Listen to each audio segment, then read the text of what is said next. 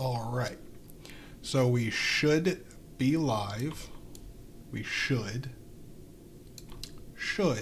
be live.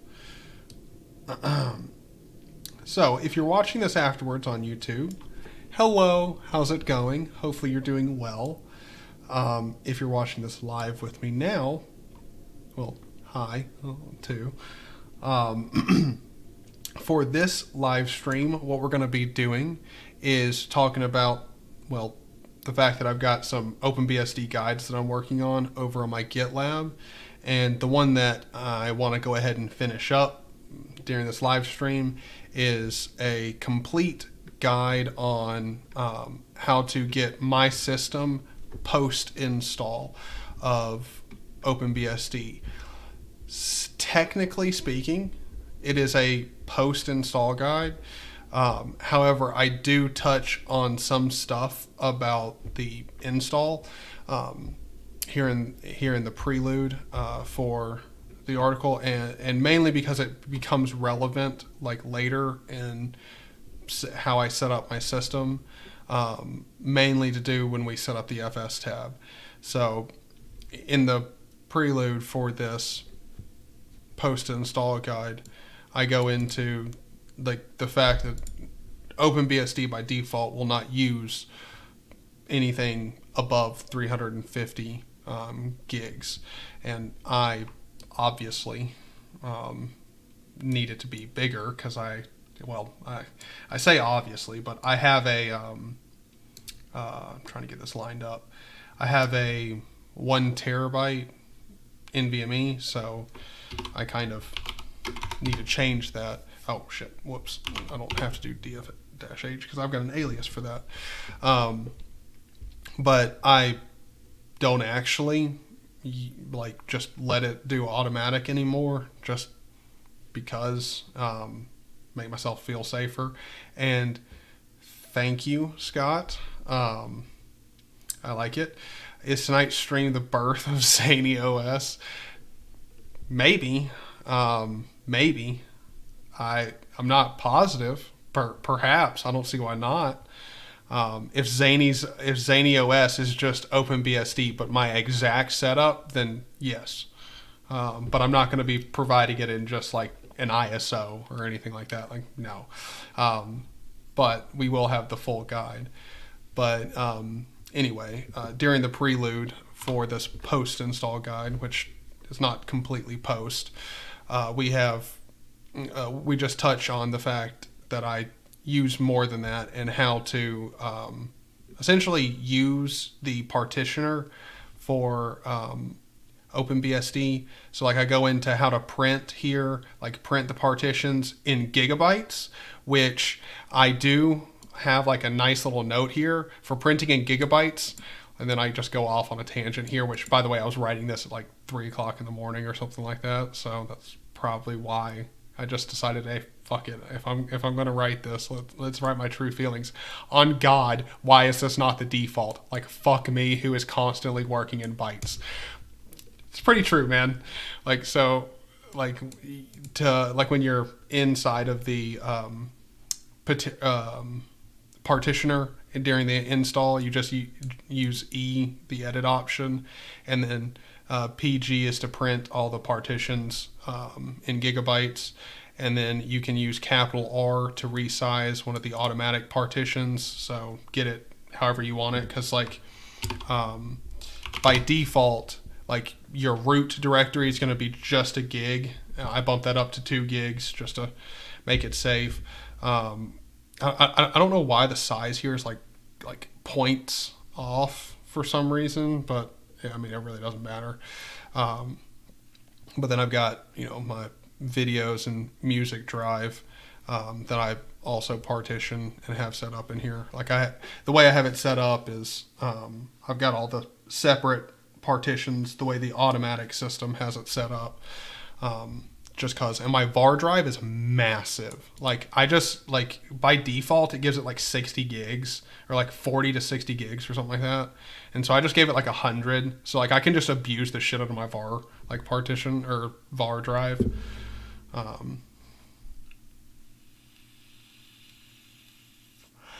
Yes, you're right. You're right. I should probably zoom on in over here as well. But yeah, so that's how I've got my partitioning scheme set up.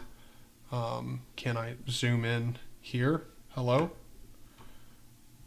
Does control zoom? No worky? Ah, there we go. Okay, so I just have to come over here. And let's bump. Oh, will it help if I grab the right button? Let's take you down like so. Let's make you smaller. And let's put you, webcam, up there. And take the chat up here. TFL, how's it going? Welcome, welcome. So anyway, for anybody who's just popping into the stream, let me go ahead and catch you up. I have on my GitLab now, if you go to my GitLab link, which I don't know why I don't have a like bookmark set for this. Like, let me go ahead and save a book. Hello, I did not mean to do that so quick, but okay. Anyway, on my GitLab here, for one, I'm very proud of myself. Okay, we have like nice pictures for each repository now. So we've got my OpenBSD Picom fork, and then we have a repo for OpenBSD guides, which has right now just one full complete guide, and it's about creating partitions, managing drives, and creating a file system on a drive, mounting it, all that good stuff for OpenBSD. And we're working on my complete post-install guide for OpenBSD. This guide here will walk you through getting my entire system set up the way I have it. It definitely needs some more work because I have notes. I have like complete notes, which is something new for me. Actually properly taking notes on stuff. So that's like exciting. Ben, how's it going? It's good to see you, Ben. I am still sorry for the confusion earlier. It's never my intention to, mislead or upset somebody, even on accident still, obviously. I don't want that to happen. I tried messaging you on Discord. I messaged you back, as far as I know.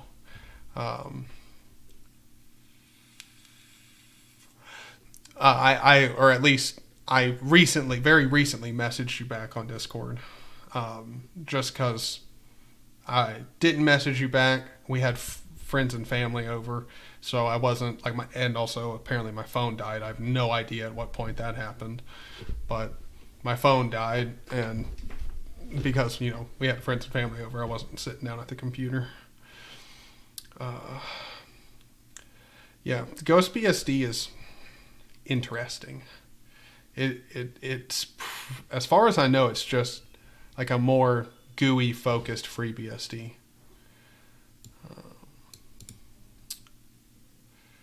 Just no audio or trackpad yet. Most likely, since I'm going to assume FreeBSD shares quite a few similarities with OpenBSD, it's probably just your microphone's muted. Or, I mean, not your microphone, your output's muted.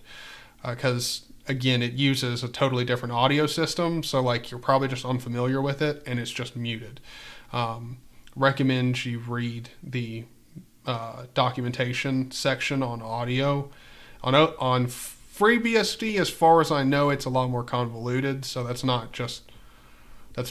a terrible, that's not really an answer. That's just some advice. On OpenBSD, I could tell you to go read I could point you to the multimedia section of the FAQ and tell you to click on the links for any man pages and also read those. And that, right there is an answer, but I have no idea on FreeBSD. Jeff, hope you're doing well. Yeah.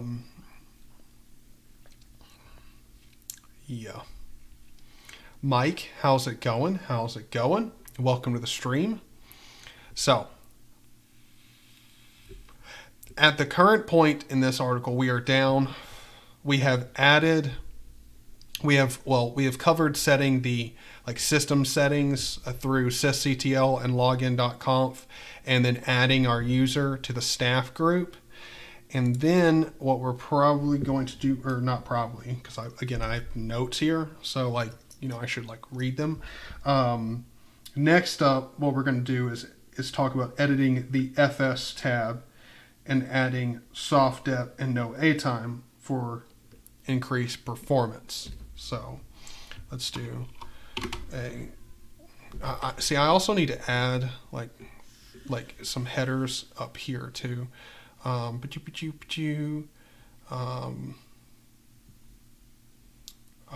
Let's do one right here.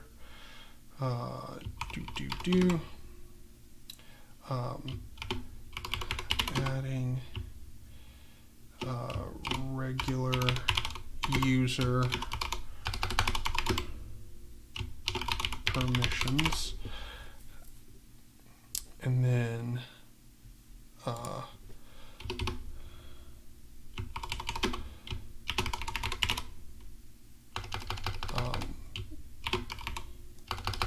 add dot file manager.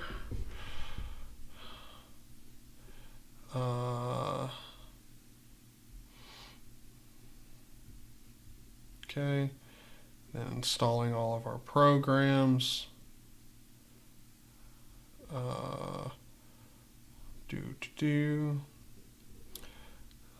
Yeah, cool. Okay. I think that's good. Let's see. So now we're going to edit /etc/fs tab for better performance. All right.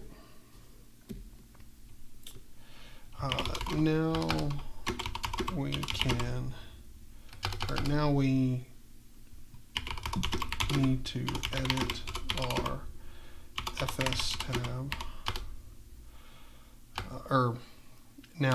I should say can edit our FS tab to increase performance with our drive. We need to add soft dep and no A time to our partition list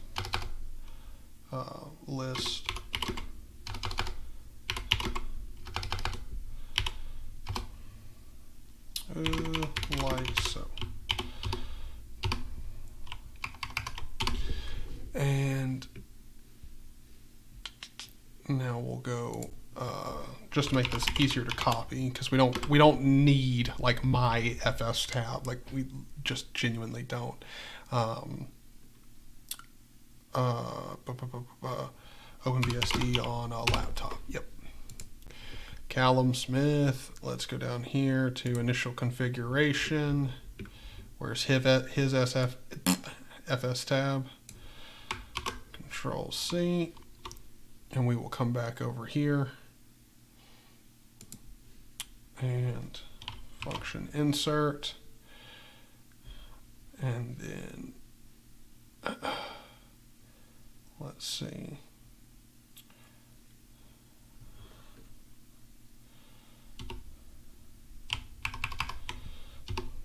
I think that's good, because yeah, that's just the complete default, just with the added soft dep, no A time.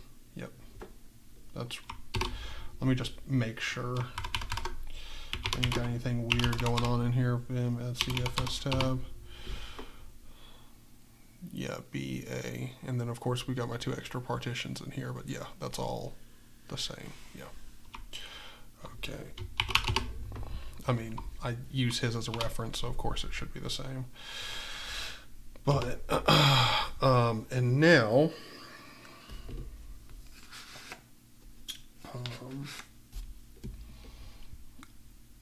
now we can add another one. Add extra partitions.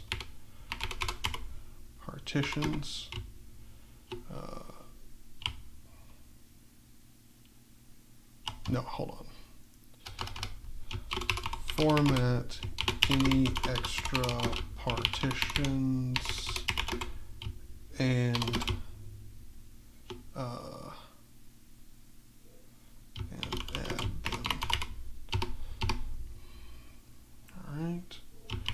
Now, if you are doing your install anything like I am, you will have some extra partitions that need to be formatted and then added to the FS tab.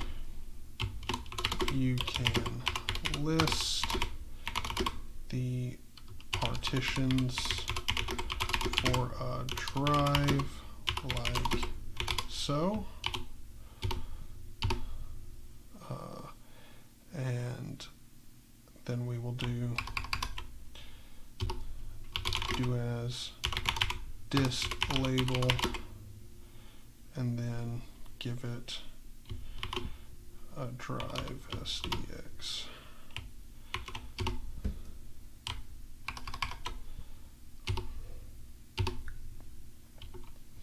All right, let me catch up on chat while I'm writing this.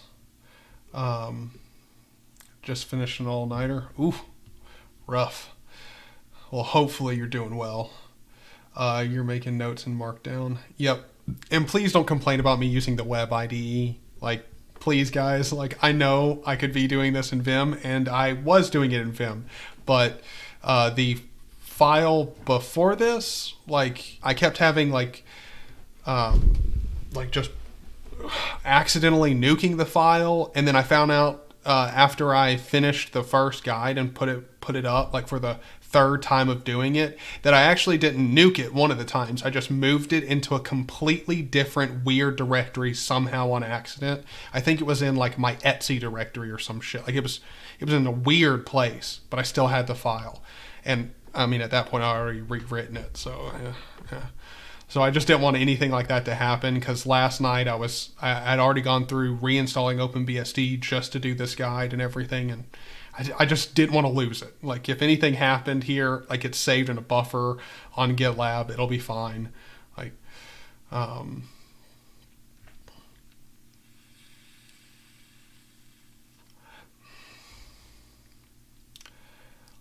yeah, the problem with using org is pretty much Emacs, like either exclusive or pretty much only used by Emacs people, and I'm not an Emacs dude. Now, as far as I know, you can easily convert Markdown into org mode, as far as I know.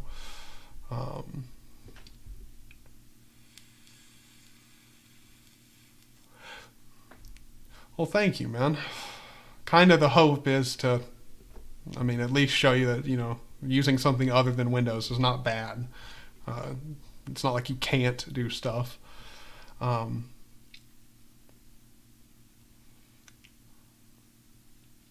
Yeah. In school, you're not really going to get the option. Emacs does Markdown better and has a built-in Git client. Meh, probably does. And by probably does, I mean it definitely does. Because I think it also comes with a toaster nowadays. Like, I would not be surprised if I installed like Emacs and then I just had a random toaster delivered like 2 weeks later from like the Emacs Foundation. Like, wouldn't surprise me. Like, it comes with so much shit. Why wouldn't it come with a toaster? Like, come on, why not?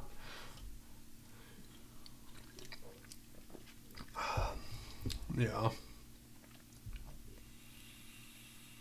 O'Shea, how's it going, man? Hope you're doing well. Not an Emacs guy yet. That's what everyone says. But man, I'm telling you, every time, like if you guys want me to, I'm down. If enough of you like want it, we can try attempting using Emacs again tonight. We can try it.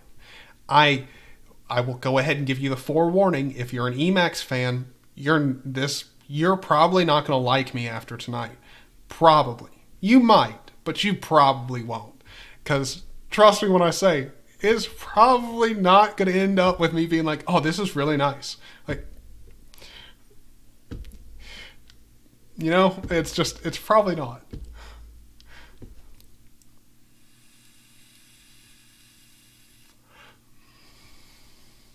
Was that a subtle way of saying Emacs is bloated? Not really bloated, no. It's just, it does everything.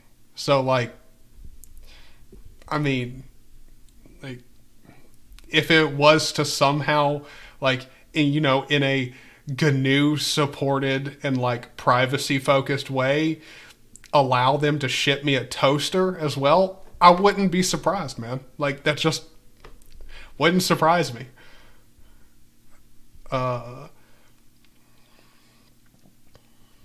Like I'm not hardcore Vim either. Like I just really like I just use Vim and it works exceptionally well for what I need it to do most of the time. Now that I'm getting into like Rust development, I'm seeing the holes in Vim because getting Vim code completion working on OpenBSD with Rust is a nightmare. Like it is genuinely a nightmare. Like, let me explain to you how much of a nightmare this has been, because I want to get back into Rust, but I want to do it right, where I'm not fighting with my editor at all. Like, I want Vim to make you like writing in Rust as easy as possible and pick up as much of my slack as humanly possible.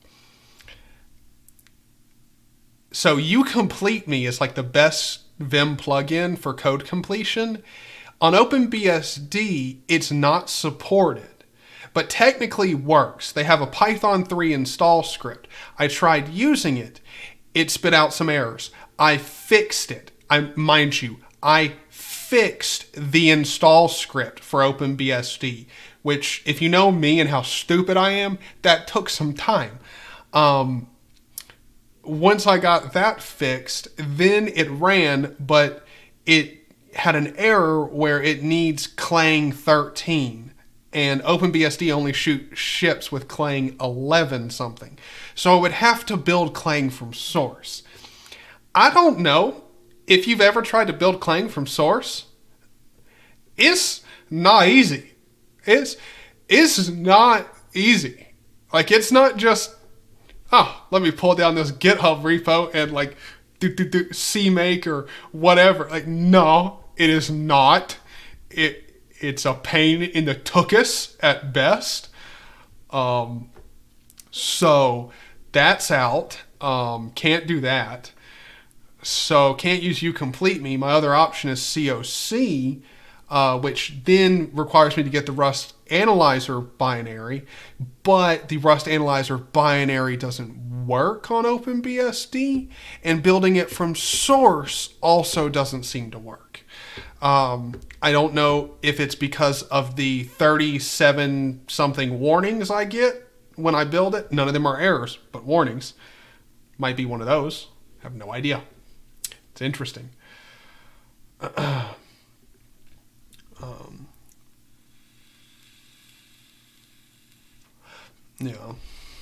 Yeah, you pretty much have to use evil mode to like not kill your fingers in Emacs.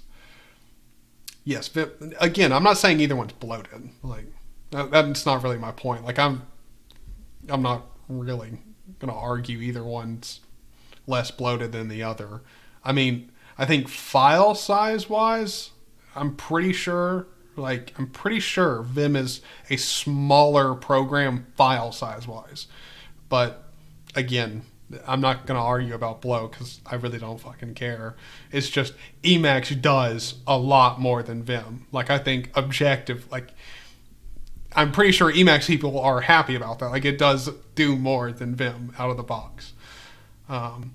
Once you need a complete IDE, you will greatly appreciate Emacs. I don't know, man. I don't know. Because I've tried setting up Emacs, and every time it's a fucking nightmare. Like, it's terrible. Like, configuring Emacs, and like, also the thing too is like, Emacs assumes that you know their like key binding shortcut naming scheme thing, and I don't.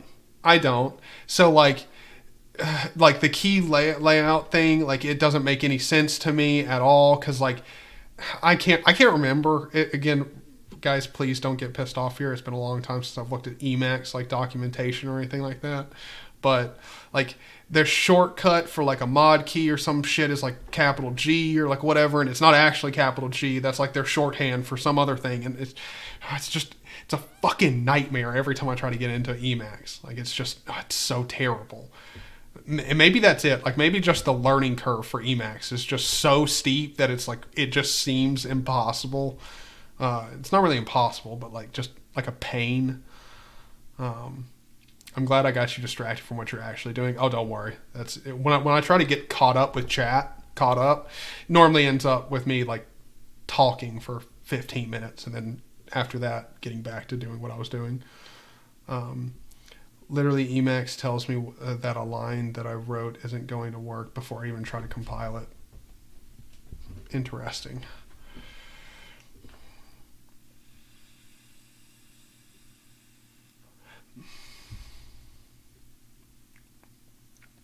So what are we actually doing here? Well, we are writing a full post-install guide for OpenBSD that hopefully will help everyone, but it focuses on the lens, like through the lens of, you want to install OpenBSD and essentially end up with my exact system, because this will walk you through, like, not just showing you how to, like, how I partition, because even though it's a post-install guide, I have a prelude here that goes through explaining how to edit the automatic partition layout and use it, because the reason I go into that is because it comes in handy later, because I will actually talk about how to not just edit the automatic partition layout to have soft depth, no A time for better performance, but we're about to go into the section of adding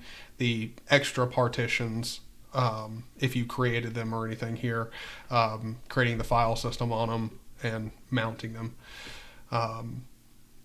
But yeah, we're writing this, and it's a full post install guide. It should help anyone installing OpenBSD, but again, it's through the lens of like pulling down all of my dot files, setting up, like, by the time this, like, I took notes throughout me reinstalling OpenBSD, so every single step I take to install my system is in here. Like, if you're wondering, wait, hold on, did you actually like go through installing every single one of the programs that you have on your system? Yes, I did. These are all the programs that I have installed on my system. As far as I know, every single one is listed here. I tried to make sure that I didn't install anything without writing it down. I didn't do anything without writing it down. So this should be a complete guide. Like, by the time you finish this, you have my system running OpenBSD. So if you wanted to use like my system as like a base for getting started in OpenBSD or whatever, like, this is how you do it. Because here in the next section, we will get into installing my build of Picom, which again is not too crazy. And then after that, we'll have one more section past the installing Picom, and then also doing the like the next section will be installing Picom, downloading and installing Pokemon color scripts, and then fixing Vim. And by fixing Vim, I mean after you download my dot files and everything and plop them down in your home folder, which I go through installing Yatum here, which is yet another dot files manager. That's what I use to manage my dot files.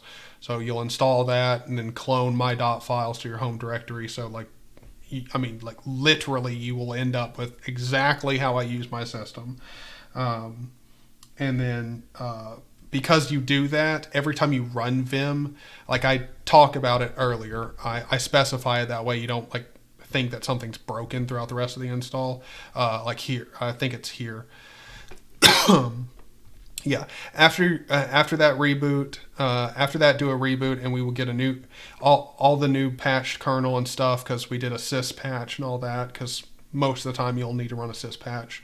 So go ahead and cover that and talk about doing that, as well as when you boot up this time, log in as your user, and you should notice a different colorized KSH prompt and an error about Pokemon color scripts. We will fix the error in a bit.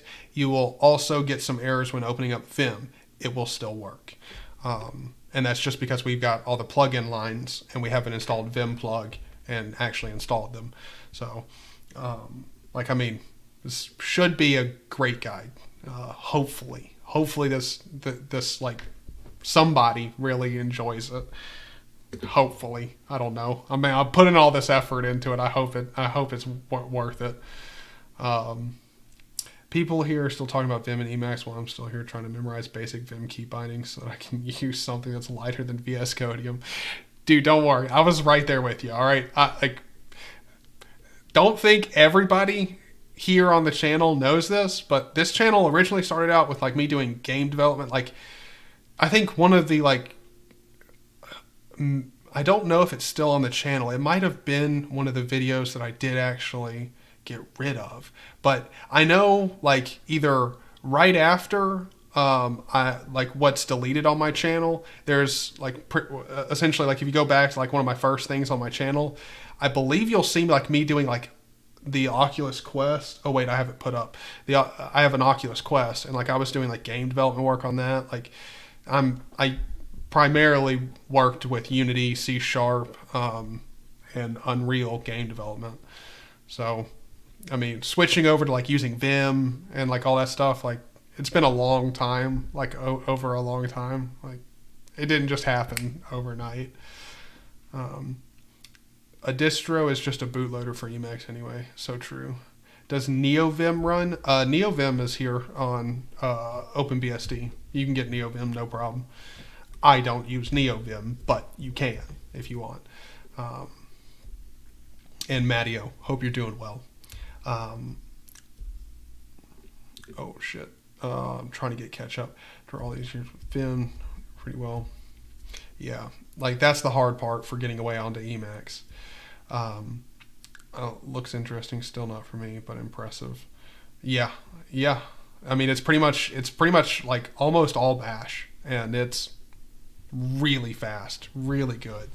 I like FFF. If you don't know what TFL is talking about, FFF is my file manager, and it's so nice. Like, it just uses Vim key bindings all around.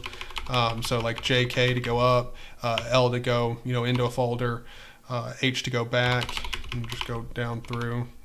It's really nice, like super fast. Work Acme or SAM on OpenBSD. I'm pretty sure you're talking about the like Plan 9 editors. Don't know. Have no clue. Have no reason to use them at all. At all. I spent a week on Plan 9 or port. What is it? Front 9, whatever the thing is, like the port of it. It's alright. It's fine. But can't use it as a modern system at all. And the text editor, like it's fine. Emacs has its own Vim emulator called Evil Mode. Yeah.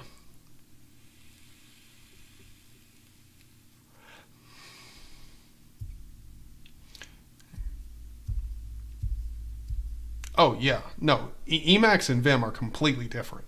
Like, completely different, DT. Completely. I could not like agree with that statement anymore. They're completely different. How does the Unix file system on OpenBSD deal with trimming SSDs and all that? And why did you choose it over ZFS? For one, because this is not an enterprise system, Alpha. Hopefully you're doing well and welcome to the stream. Mainly because I don't need it. Like, I've never needed ZFS. I mean, it's a desktop system. Like, ZFS is 100% for like server use. Like, you don't.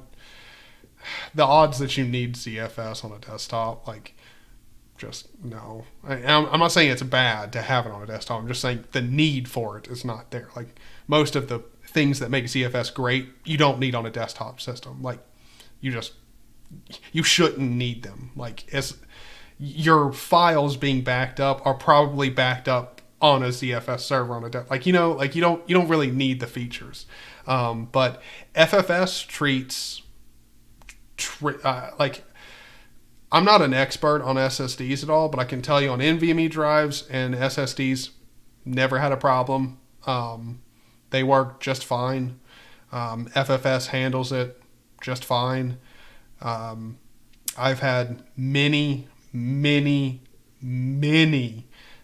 forced power offs, like just full system, like, power loss in the middle of using it, unplugging drives that are formatted, like, with FFS, just not unmounting them or anything, just like ripping them out. I haven't done this personally, but I know Root BSD has just, like, in the middle of copying files, ripped out a USB drive, and it's been fine. It had to run if you cause any problems with a drive, you'll have to run FSCK, like file system check. And, yeah, I don't know. It's just fine. Like, I'm not a file system dude. Like, I don't really investigate or care that much about the file system. I just need to know if it works, and it works fine. Never had a problem. It's pretty fast. File system's very reliable. I've only ever had like a scary moment with FFS, like once, but one FSCK command and we all good. If you run FSCK, like, and it makes you, like, it needs input from you, like typically I think it's a capital F, and it's like it'll just like run through it and do its check and then fix anything it needs to, and then you're good to go. And yeah, it's fine. Like, I've never had data loss, like no problem. Yeah, most people I know that, like, are really good with Emacs will still tell me, like, they don't know shit about, like, everything about Emacs, which is true also with the really smart Vim users I know.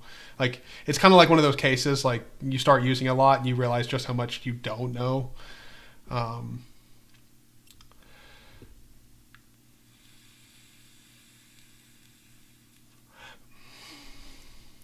Oh, I wish you much luck, Josh. Let me know how it goes.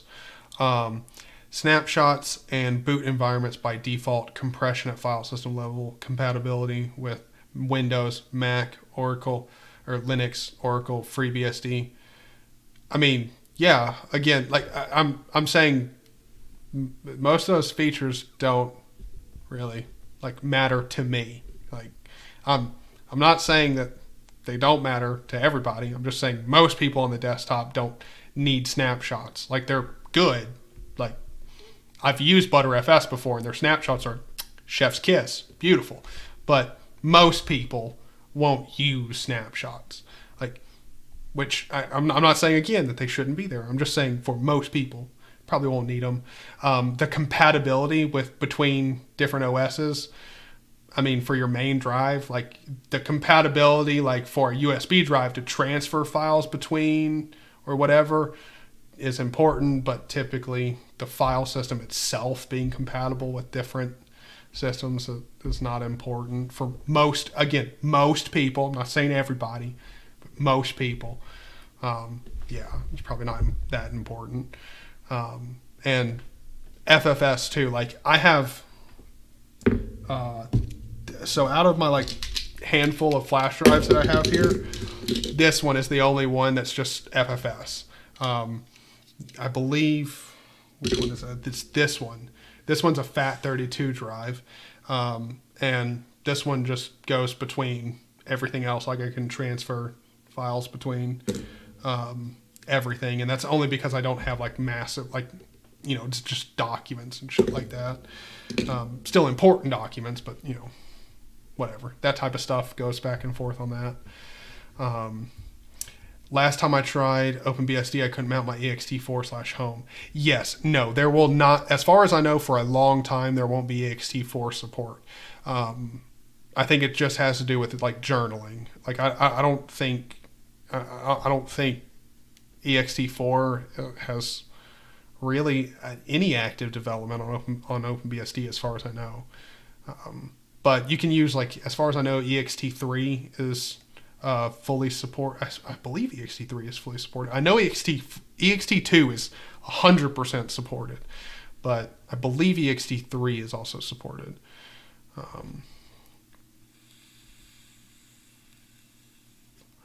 No.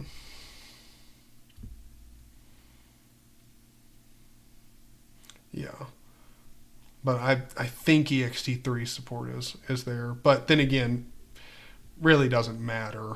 Like, I mean, you're probably not forever. Like, I'm probably the weirdest case, like where I've just fully switched over to OpenBSD and I use it like a production machine.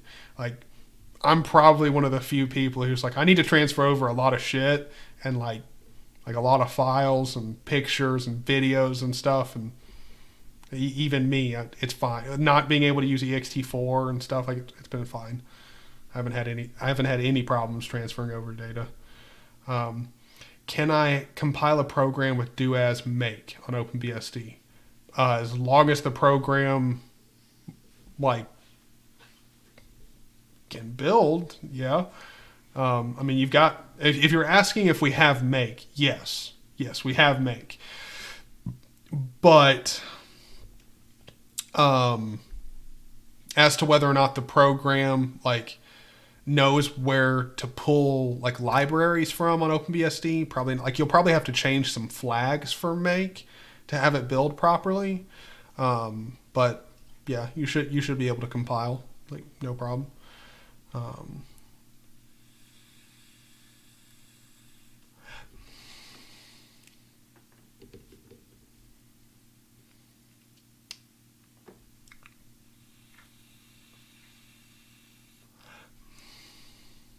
Well, yeah, I could rsync everything, you know, but I mean, a flash drive is fine. Mainly, I use a flash drive, like, in most cases, because I just need to transfer it. Like, my mom, like, I probably don't need to set up rsync on her computer. Like, I just probably don't. Also, if she saw me using rsync on her computer, I don't know that she wouldn't immediately, like, I'd have to explain to her, like, no, I'm not hacking from your computer. Like, I swear, I'm just copying a backup here. Like, I don't know. Like, it's just she understands a flash drive, and so, like, if I need to give her a document or something like that, it's just easier to give her a flash drive. That way, I don't have to do it for her. Like, I can just give her the flash drive, and she can do whatever she needs to do with it. We will get back to writing this eventually. This guide. All of my drives are ext4s. I'd be screwed in OpenBSD. I mean, all of my drives were ext4 too.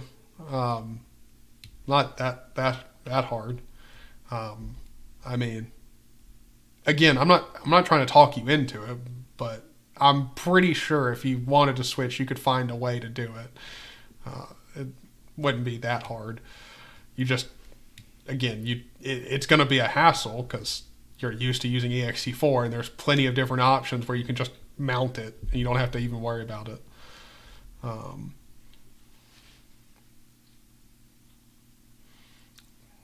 Called sync thing. I was enlightened. Hey Matt, how's it going? And I mean, most everyone uses ext4. Like, that's pretty normal. I'm not sure if OpenBSD supports ext3. They're still using FFS, which is essentially just updated UFS. Like, of course, like, we literally, like, don't need, like, ext4. Like, I just don't need it. Like, that's nice. It's support. Wait, hold on. You mean it's not 2002 right now?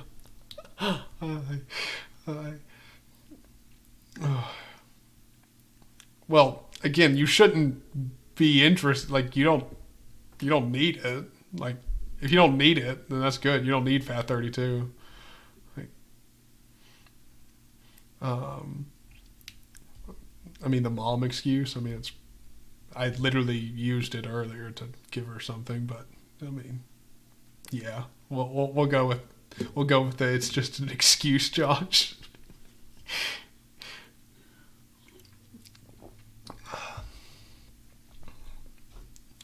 Yeah.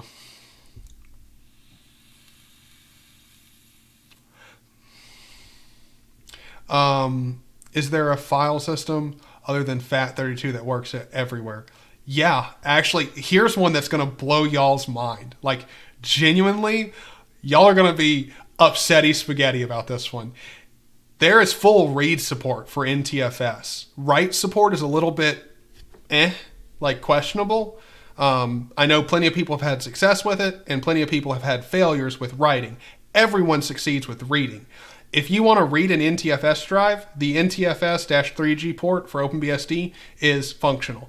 So there you go. You can use NTFS. ext2, again, I don't think Windows supports ext2, but I know Linux, all the other BSDs do. So there you go. You can use ext2. ext3, again, it's a little debatable. I've used ext3 and I didn't have a problem with it. But I wasn't also writing from OpenBSD to the drive, only reading, and it worked fine. I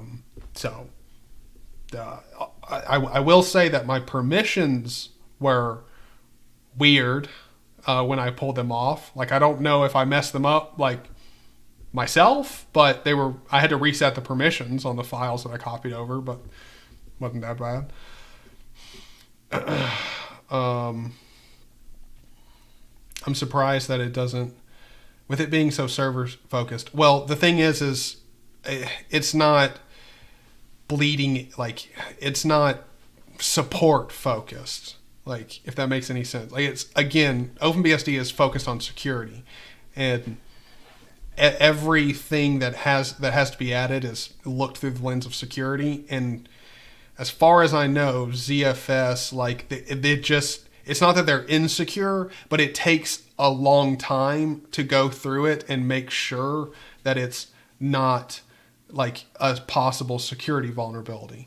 And as far as I know, the reason why it hasn't just been launched is because, well, ZFS and like these newer file systems are constantly being developed. And so when there's new shit constantly being pushed out, or new features, or major improvements, or like whatever like that, you have to then go back over the code. So it's like a never-ending cycle of trying to get caught up, but there's always new stuff. So it's like trying to swim upstream.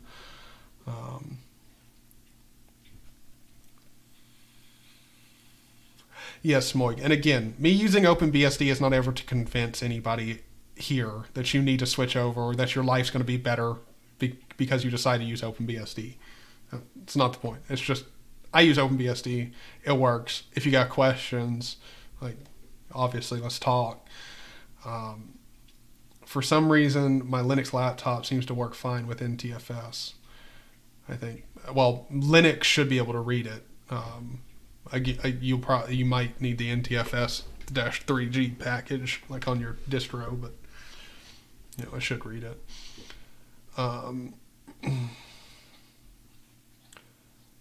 OpenBSD is server focused primarily, yeah. Again, like server focused in environments where security is the number one focus, yeah. Um, and I mean, that's another thing too. Like it also makes your OS really secure when most people won't even consider using it because it doesn't use a file system that is remotely something they're familiar with. You know, I think it would be nice if someone would port a more modern FS with compatible license to OpenBSD, but someone with the skill, time, and interest is hard to find. Yeah, and the interest part would definitely be the major thing, because I know OpenBSD has plenty of very skilled people with at least some extra time on their hands, but interested in porting over a file system, I'm sorry, but you couldn't bring up something more fucking boring to me. Like you couldn't. Like that, coming up with something more boring would be a literal achievement. NTFS is not universal. Yeah. NTFS write support is built into the kernel now. Did not know that. FAT is the closest to being generally supported everywhere. Well, I know FAT32 is supported everywhere. Like it's supported on Linux, supported on Windows, supported on Mac, as far as I know, on Mac. It's supported on OpenBSD. Like, I mean, if it's supported on OpenBSD, I mean, I would feel like it's probably universal, other than other than the default. Like, you know, obviously that's not everywhere. My mind wasn't blown by your NTFS reveal. Damn. Sorry, Matt. I'm sorry to disappoint. What about exFAT? I'm not positive, but as far as I know, it's not supported. Or at least, well.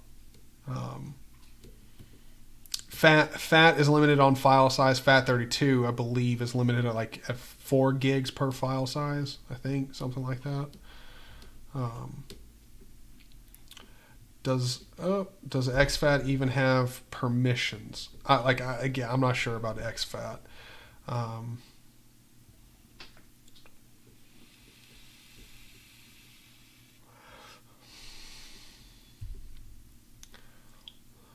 Have good luck this time, Josh, with OpenBSD. Apparently, also, we found out System 76's core booted laptops do not like OpenBSD. Like, core boot and OpenBSD apparently do not play along together, like, well at all. Night TFL, have a good one. Nosy, how's it going? Welcome to the stream, man. You think with the power and money that they have, Apple and MS would come up with an open FS that's universal? Yeah, but you're also talking about two companies that they're only interested in FOSS nowadays because it's marketable. Like, that's the only reason. Like, they really don't give a shit about open source, but it brings in people, and it makes people not look at them like they're, well, absolute cunts. So they're like, oh, let's jump on the bandwagon. How does OpenBSD go with gaming? Not great. If you're into open source gaming, then it's great. You can play 0AD, all that stuff. Like, I could fire up a game right now. But I should probably get back to working on this article or guide. But yeah, it's not great. There's plenty of open source games, retro games, plenty of emulators. You can play to your heart's content retro games, and the open source like 0AD, Xonotic, and such, just fine here. However, on OpenBSD, Steam games, pretty much you can get Steam games running, but there's like a list of 30 to 40 that you can get playing.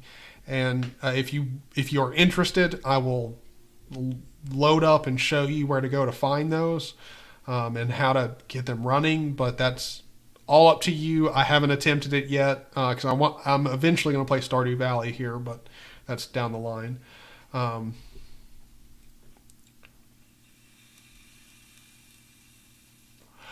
trying to make a career out of making Oracle redundant via open ZFFS. I have no idea what OpenZFFS is, but I wish you much luck if you are working on, like, if you are working on porting over a file system, man. Much luck. And kudos, man, because that sounds so boring to me. But dude, if that's interesting to you, we need it. Like, as a community, like, we need people working on file systems, like, especially like open file systems that can be universal. Like, yeah, that's definitely something that would be nice.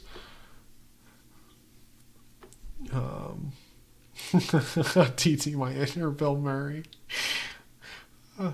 I suppose FFS works on Linux by default. I am not sure. I actually have no idea. Genuinely have none. Maybe? I don't know.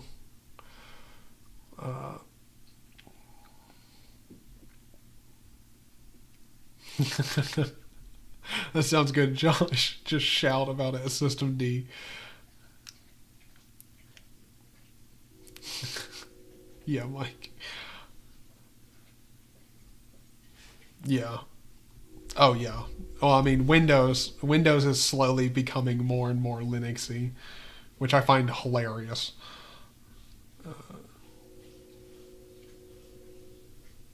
Yeah.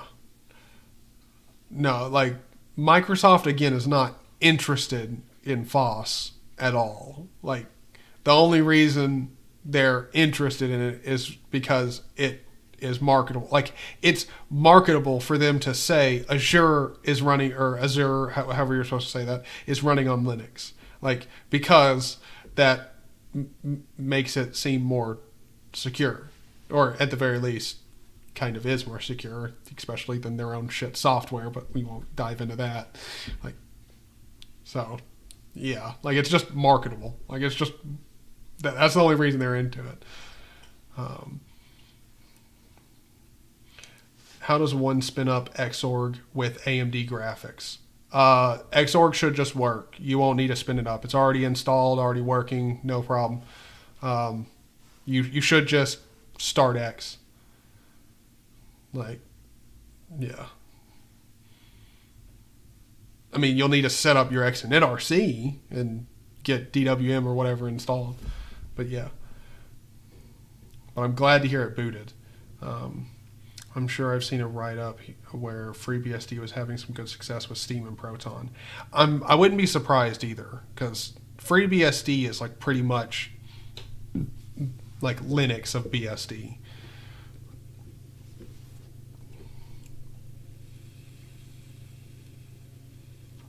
Yeah, you're right, DT. I mean, it's just something to exploit for Microsoft.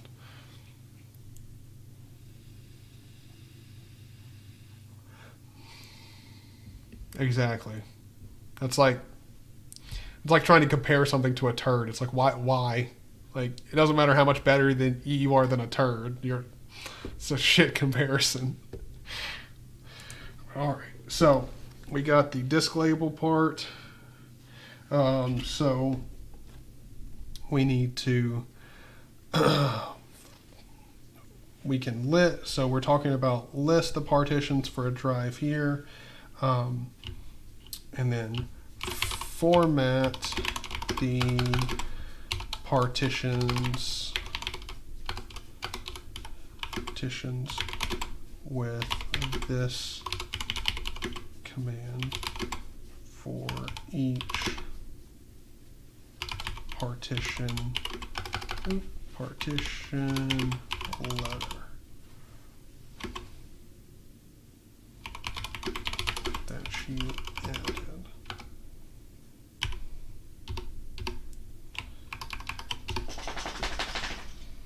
And so we are going to do new fs rs nd and then here and do x.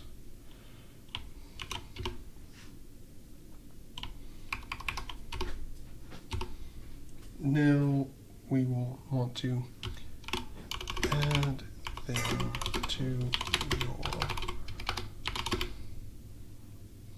FS tab.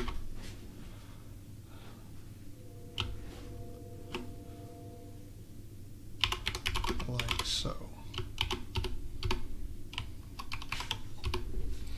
And let's go back over here. Let's copy this. We're going to Control V. Oh, that was disgusting.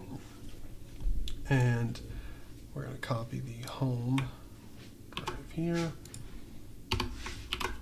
Paste it and go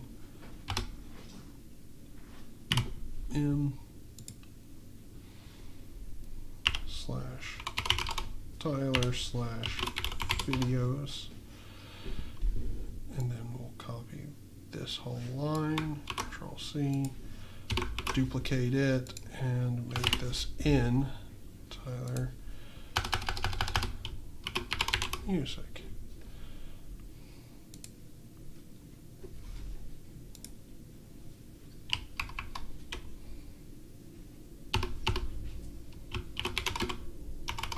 Now we can add the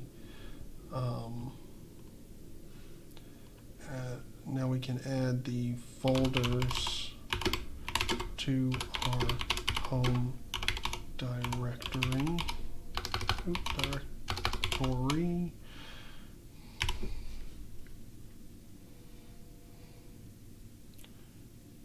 Tab like so, and we'll put this here. Change Tyler to your username, or your user. And then for adding this, we're going to do make their videos, or we'll do cd make their videos, make their music, and go ahead and mount the drives now. And then do as mount/dev/sdxm, or it's going to be SD0, so we'll just do SD0m here. Know what? We'll keep up with the way that we've been doing it. SD0 X, and then because we made M and N, we'll do M to slash, or to videos slash, do as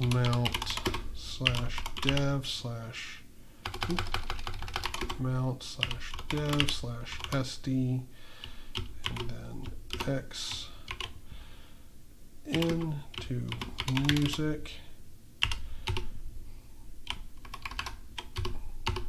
All right.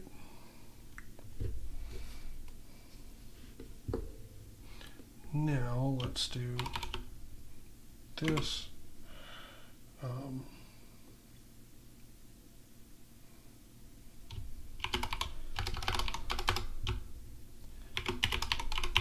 Install compositor and fix them. Well, I mean, we're also going to install compositor, install compositor, yeah, and fix them. We'll just not mention the fact that we're also going to be doing something else. Before we move into installing the compositor real quickly, we will install Pokemon-color scripts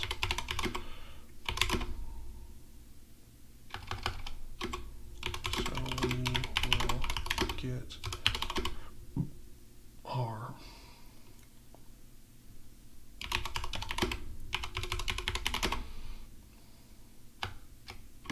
great looking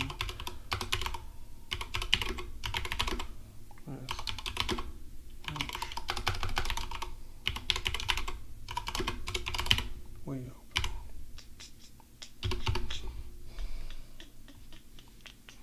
And so now we need to go into Gitlab and go to Pokemon color scripts. Control C, and then we're going to go back over here. We're going to go git clone that dot git, and then cd into Pokemon dash color scripts, and then run dos./install.sh. All right. Am I right or am I right? It's the .install. Yeah. Go remember if it was just .install or .install.sh.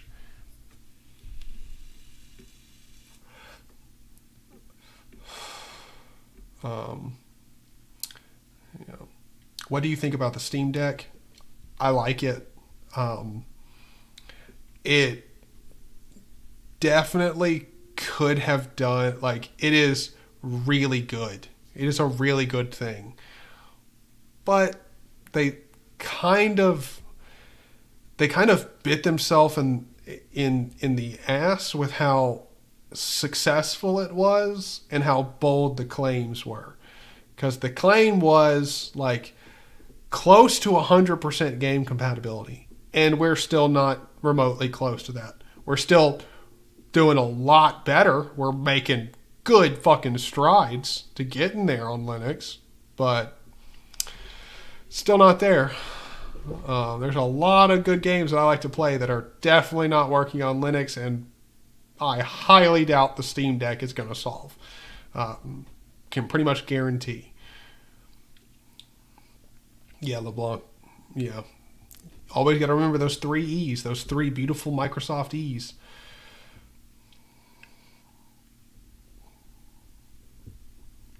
I am not a car guy, so I cannot say anything to that. And thank you, LeBlanc. Thank you. I hope you're doing well. I really like Solarized as well. It's fantastic. And by the way, I even started using it on Discord, which I just now realized I don't have a link set there. So, like, let me go onto, and by the way, the plugin that I'm using is Dark Reader. I have a video on it on the channel. If you install Dark Reader and you can't get the like theme options that you see in the video, click the let me just show you what it is. Ooh, bring this down. Dark Reader. Just click the come on, Dark Reader.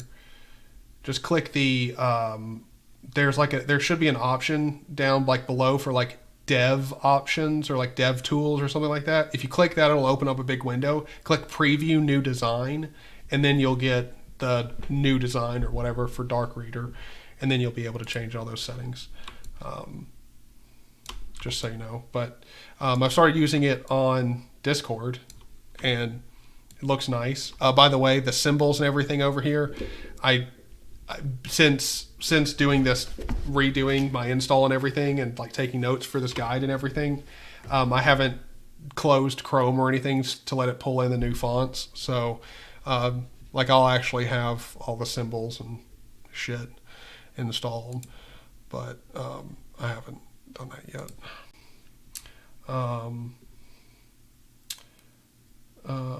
Does any sound like your dog is restless? I don't know. He was playing with something, but now he's passed out in the cage. Okay, so we grabbed Vim, Git, Emacs, and rsync. Now we're going to pull in a DWM build and see how long I can last here.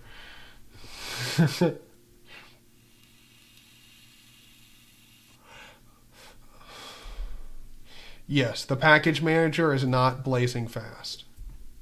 It's not. Felix, how's it going?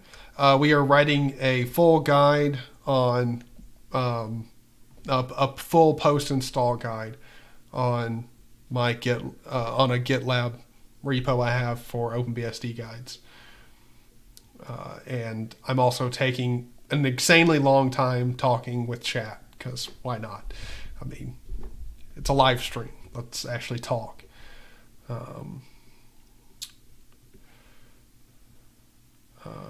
Oh, that is the drunken alcoholic. I hope you're doing well.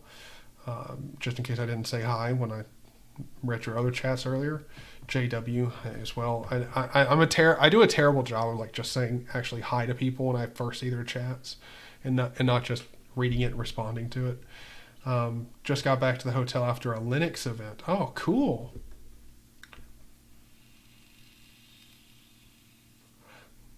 Huh. JW, well, I hope the Linux event is like good, like it's actually like fun. Yeah. I saw a few random updates from old games I had on Steam, adding better support for Proton and therefore the Steam Deck. So I think that was pretty nice. Yeah, like there's a lot of games that are getting improvements, but still, man, like the Steam Deck had some lofty claims at how close to 100% game compatibility like they would be at with launch, and it's not there, which that like I don't think it's going to hurt them at all. I still think it's a great product, and I still think it's going to do really, really, really well.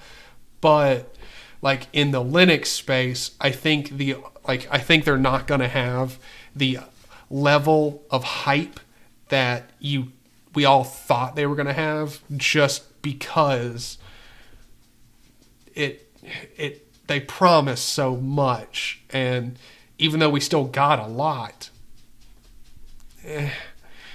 you could definitely make an argument that they didn't hit what they promised, or at least close to it.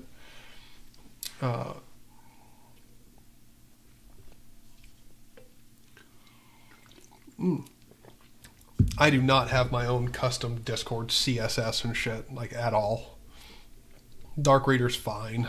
I mean, it does slow down things a little bit, but it's not bad. Like, at least for me, I can live with it.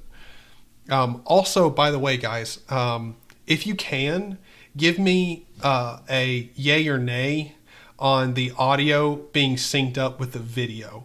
Like, again, because I keep worrying about it. Also, let me know if it seems like the stream seems a lot better now. If you were here for the last one, like the last stream that I did. Because I also put it in the description of this video that we're going to talk about fixing my undervolt, which I did because I completely removed it. Because I figured out with this CPU, undervolting it always negatively impacts performance. Always. Doesn't matter how slight the undervolt is. If I undervolt this bitch just by a tad bit, I lose like noticeable amounts of performance. Don't know why. Fun. Voice of the True. Thank you for the hello from Sweden. I hope everything's going good in Sweden.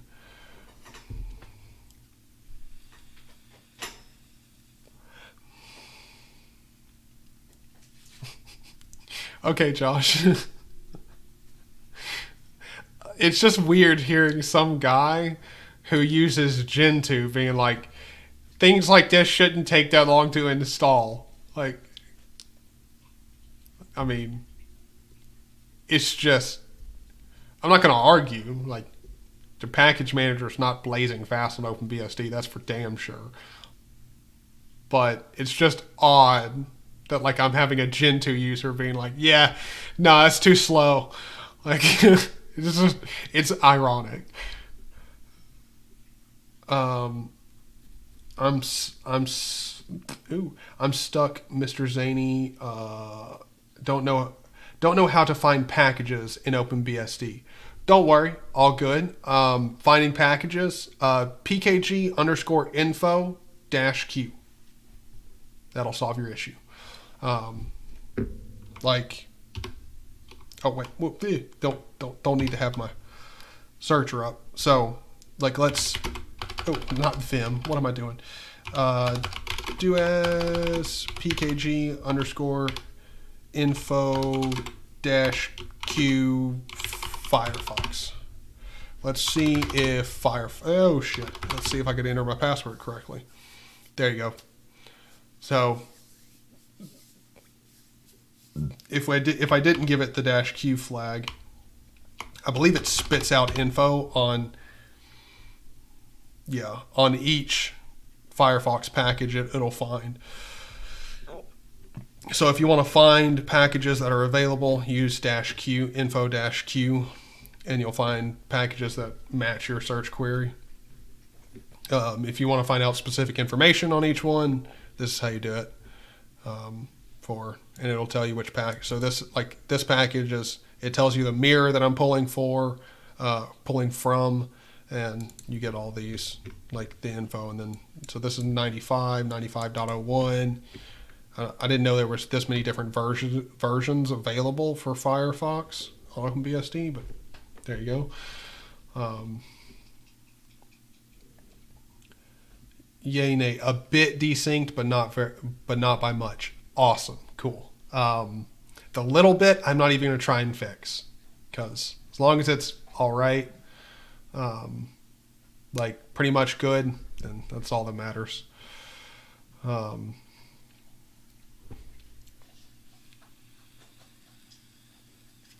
Less noise in audio than before. That's good. I think. I hope you're not talking about like the audio's like a little bit quiet. But yeah, because I think I moved where the microphone was plugged in at, and I think where I had it plugged, it's just like it's like right by all of the like USB controllers and like the audio interface and stuff. So I think where I had it, like it was getting some like, interference. So here, I think it's better. My G29 works pretty well. Oh, you responded to someone else. Okay. It's a binary OS. It should not take that long. At least with Gen 2, I know why it's slow. Yeah, you're right. I don't know. I mean, Git, I don't know about rsync, but Git curl and like wget takes me like, I don't know, 25 seconds to install. Like it's not that long. It takes longer because you have to select. I think with Git, like you have to select the pack. I mean, that could be why it took so long. If you took Git built with support for like everything, that could be why it took so long.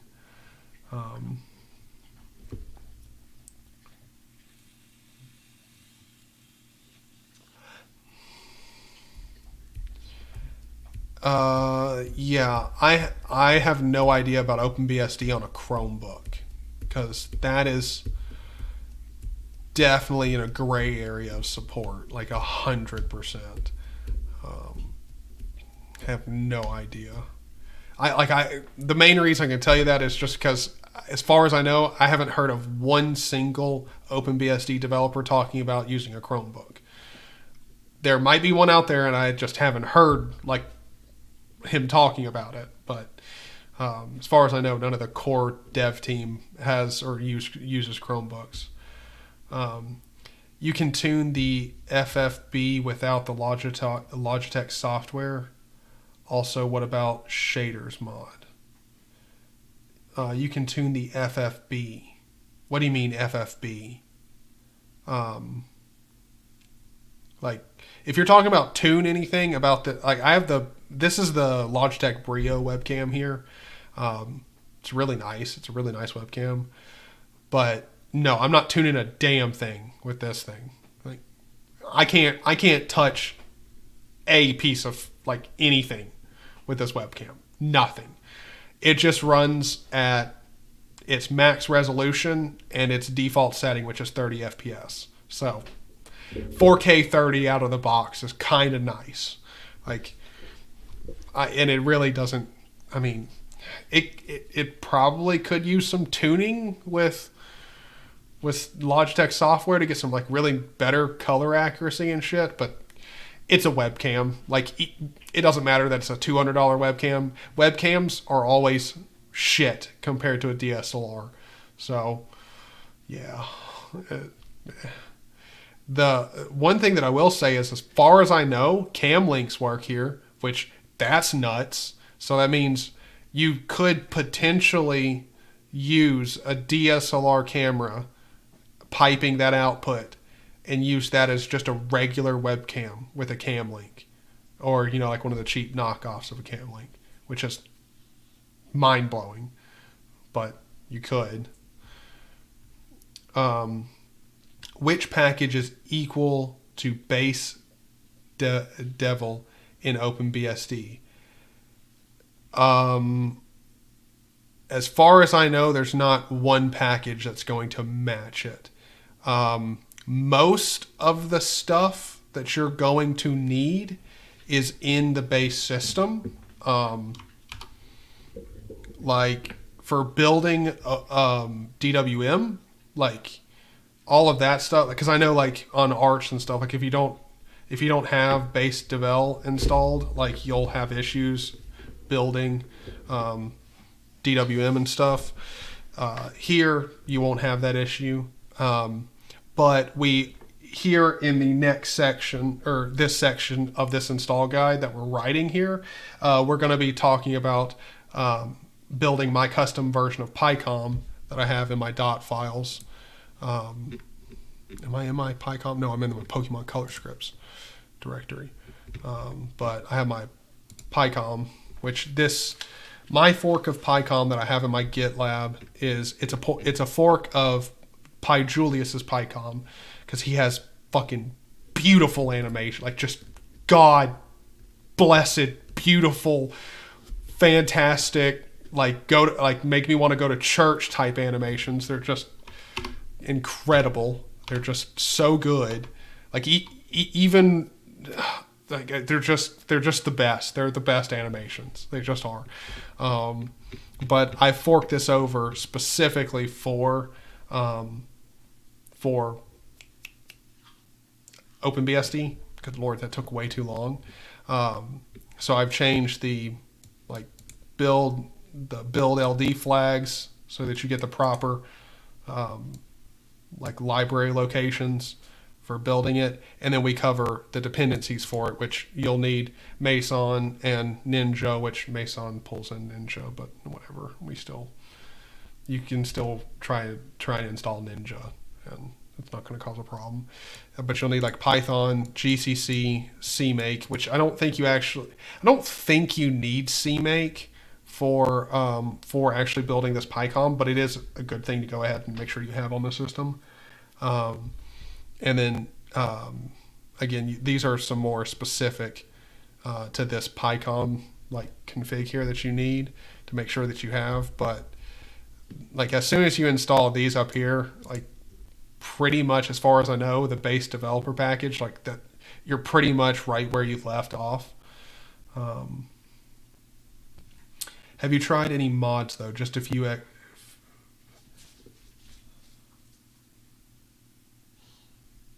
Oh, you're talking. I have a feeling you're talking about talking to O'Shea. Are you talking to O'Shea? Have you haven't tried any mods though? Just a few extra cars and stuff. Yeah, I'm gonna guess you're talking to O'Shea. I guess because I know O'Shea plays a lot of like Sims. Oh, okay. You and Mike are going back and forth. Ah, my bad. Also, I'm used to Content Manager. Oh, okay. So let's go back to finishing up this. So we've covered mounting and doing everything in our FS tab, and now we're going to cover. We've covered installing Pokemon color scripts. Now let's go ahead and do cd or cd dot dot and then rmrf Pokemon dash color scripts.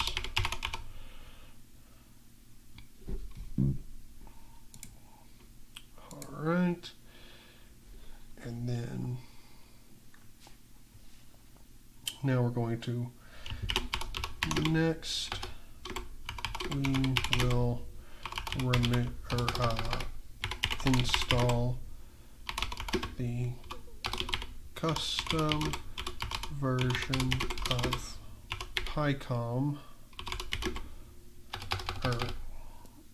of Picom I have in my Gitlab, and then in here we will do Control C, and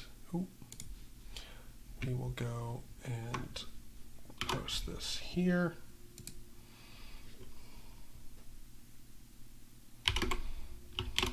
Follow the instructions there to install.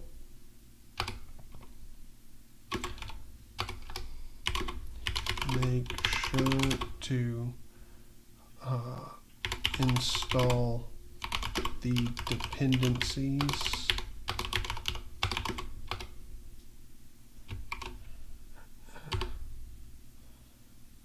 and then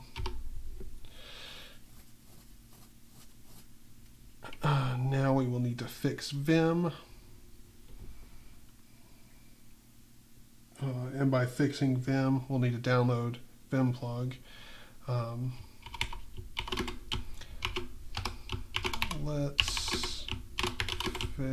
Let's fix that annoying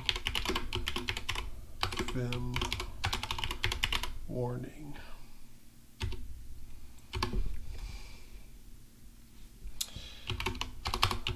When you open anything with Vim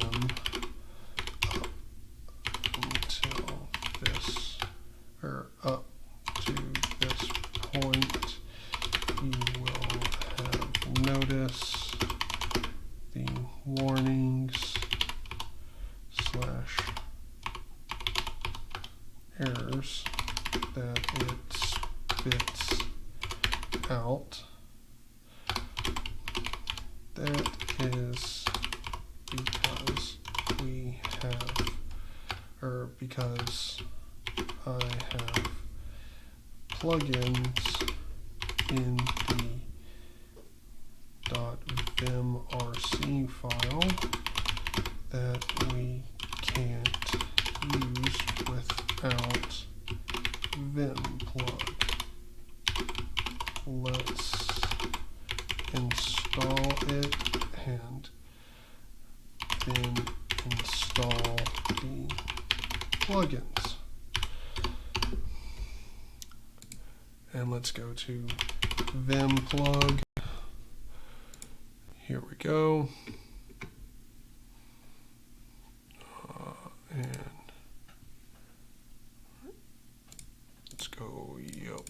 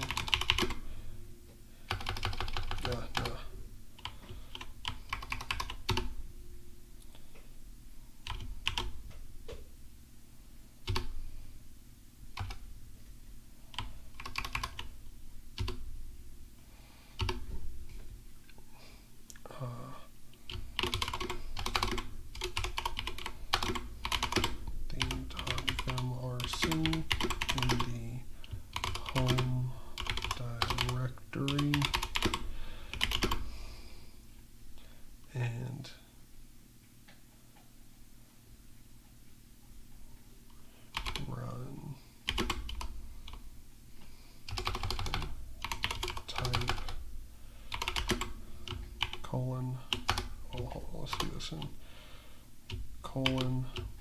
:plug install.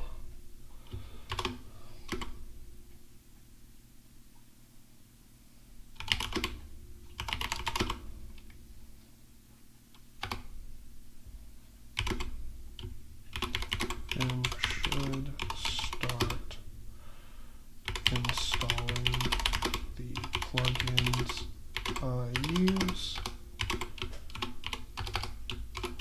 Once it's done,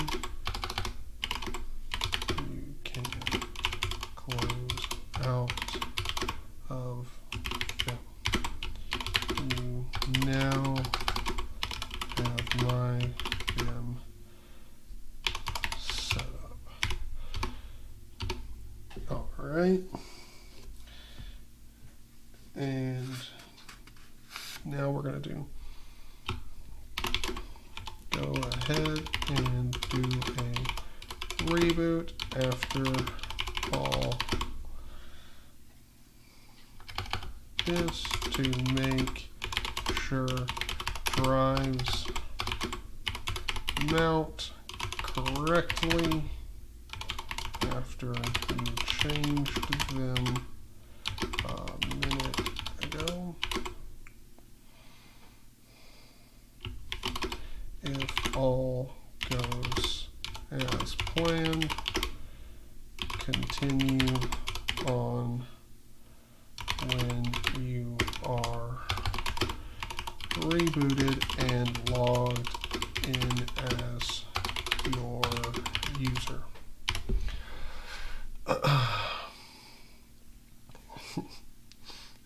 Hopefully you guys are doing well, and hopefully this guide is useful and helpful. I mean, hopefully.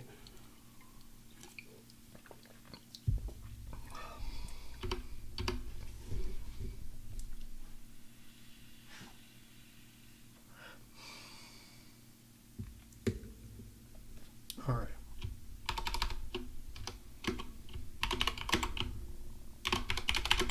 The final test.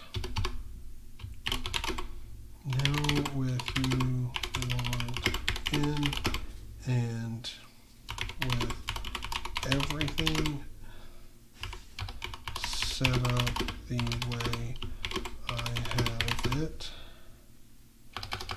the way I would have it on my system,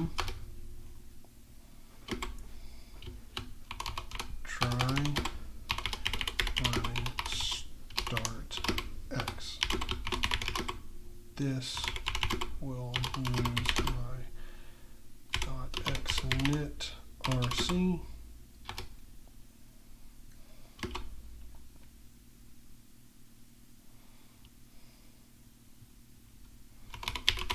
which should work on your system, no problem. Which should work. Which you should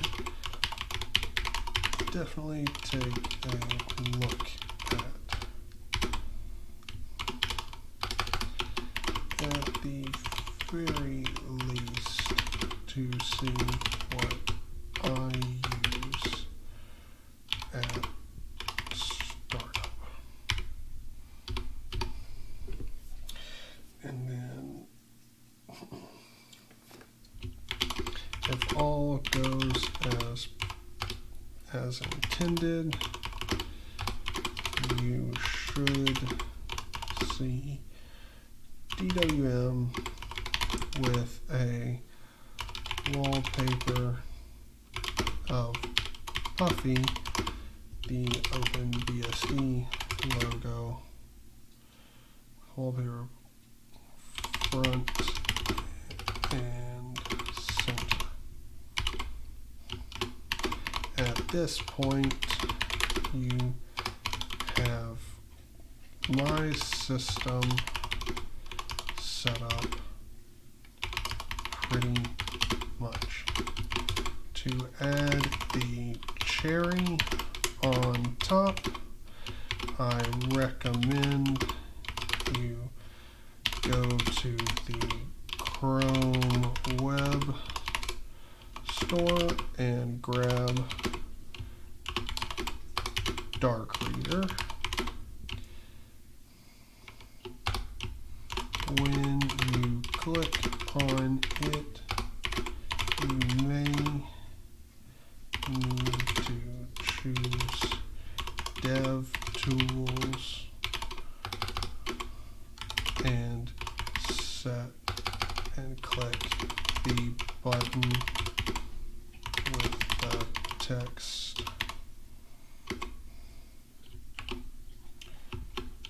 preview new design.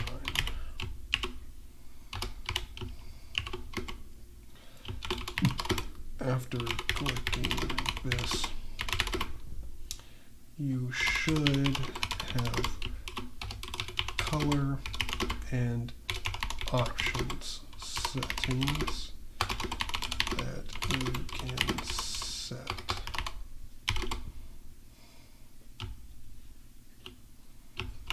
Please watch my video here to have your Chrome match the rest of the desktop.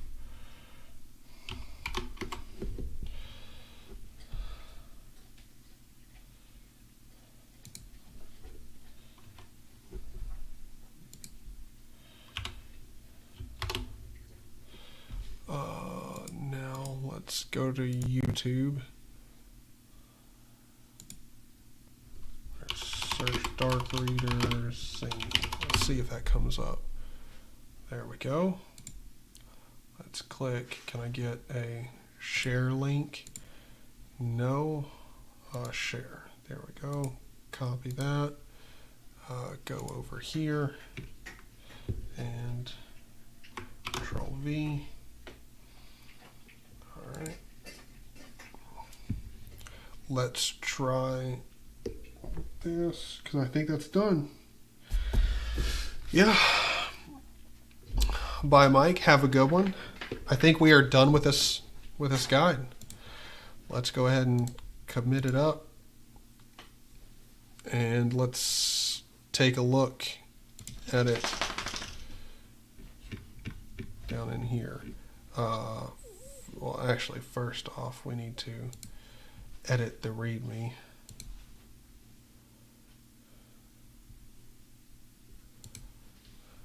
Let's see, BSD guides, post install guide.md. Oh, shit. Control C, Control C, Control V. And we want this one to be post install guide. Post install guide. We'll do OpenBSD post install guide. Commit. Commit to main branch. Commit.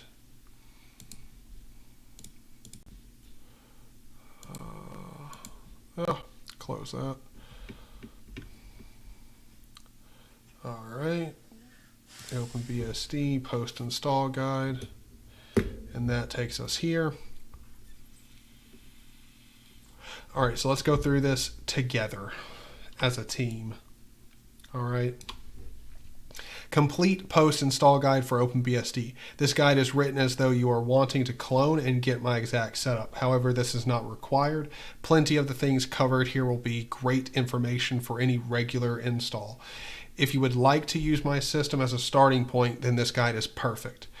Prelude, however you want to say it. So even though this is a post-install guide, we need to cover something that will become relevant later. If you're unfamiliar with drives on OpenBSD, anything over 356 gigabytes will be left as unused. So during the install, instead of just using the regular auto partitioning scheme, I should probably add a comma there. Open an IDE, let's add a comma. OpenBSD scheme. I use commit to main branch, commit. Okay. Preview markdown. Let's keep reading through here. I use the edit option. I bump up some of the automatic partitions just to make me feel safer over the long term. Here is some of the commands I use. For printing in gigabytes, on God, why is this not the default? Like, fuck me, who is constantly working in bytes. I still agree with that statement. PG, to resize one of the automatic partitions, capital R and then the part. For size, you can enter something like 20G for 20 gigabytes. For adding partition, leave no mount point. We'll do it later. A, to write and quit saving changes, W and Q. First boot after install. Now this is also assuming you made a regular user during install. If you didn't, this is where you should take care of that. Firstly, log in as root, then run syspatch, then install some much needed programs, pkgadd, vim, neofetch, rust, git, curl, wget,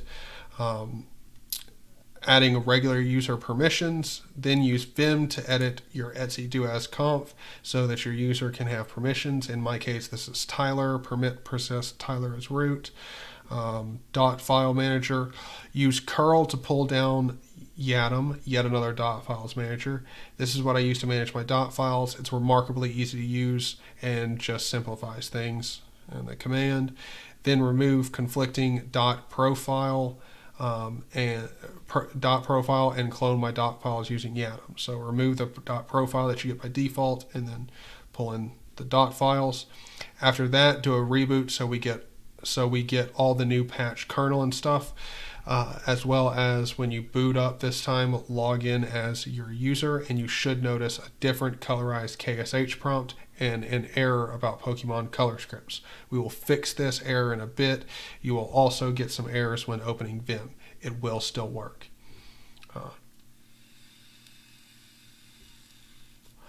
There is no such thing as portage, dog. Thank God.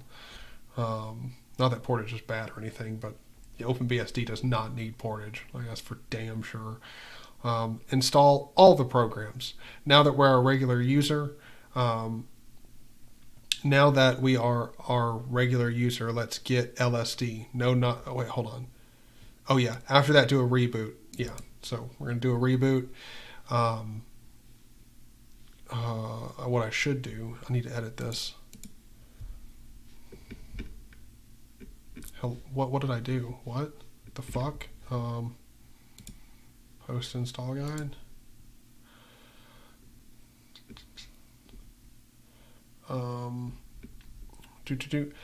After that, do a reboot, so we'll get the new patch kernel, as well as when you boot up this time, log in as your user, and you should notice, yes, log in as your user. Okay, so I just skipped over that part in reading it.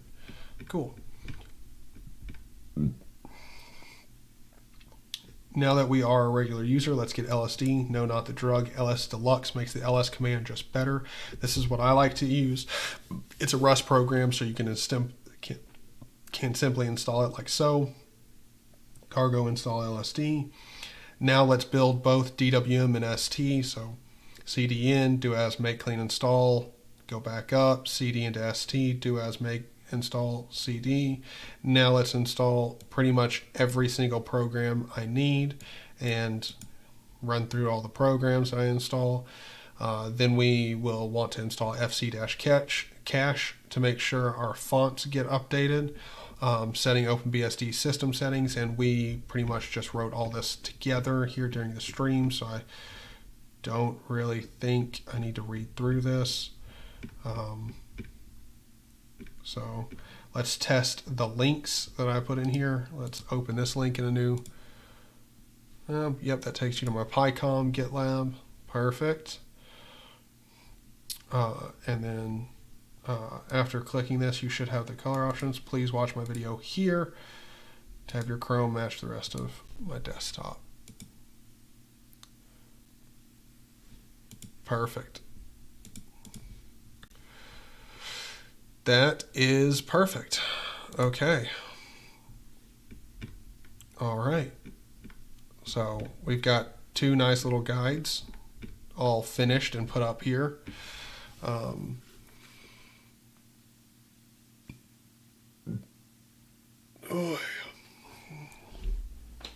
Yeah, but just because it's POSIX compliant doesn't mean that it's going to work on OpenBSD. Because, again, Portage is not meant for OpenBSD at all. Like, at all. I highly doubt it's just going to work. And again, not really a need for it. PKG works just fine. I mean, might be too slow for you, but works just fine for me. Maybe too, it's you may have not picked a mirror that could, if you just use the default mirror, that could very well be why it was so slow. Like, that could have been on you, dog. Like, you might have just picked the default mirror, which will work, but it won't be fast, you know?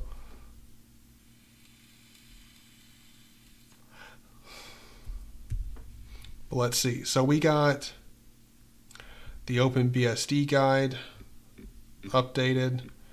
Let's see. I mean, I don't think I need to really... I don't think there's anything else that I need to work on. I don't think so. I mean, I got my dot files all nice. I think. Let me make sure. Let me do a Yatum status. Okay. GTK3 bookmarks. Yeah, none of that. Okay, so we're pretty much up to date other than these files. Let me make sure. Let me go in here. I want to check. Yep. All right, cool. I just wanted to make sure now because this file somehow disappeared when you needed it. I did use the default mirror. That's why. I guarantee you that's why. You're not going to get good download speeds from the default mirror. Again, it'll work. Like the default mirror is kind of like a catch-all for everybody. Like if you use just the default mirror, like it's going to work, no problem. But unless you're pretty much in Canada, it's not going to be great. So I don't know where you are, but I'm going to assume you're not like really close to like, I think the default mirror is in Quebec, like Quebec or something. I'm not sure. Hold on. Let me check.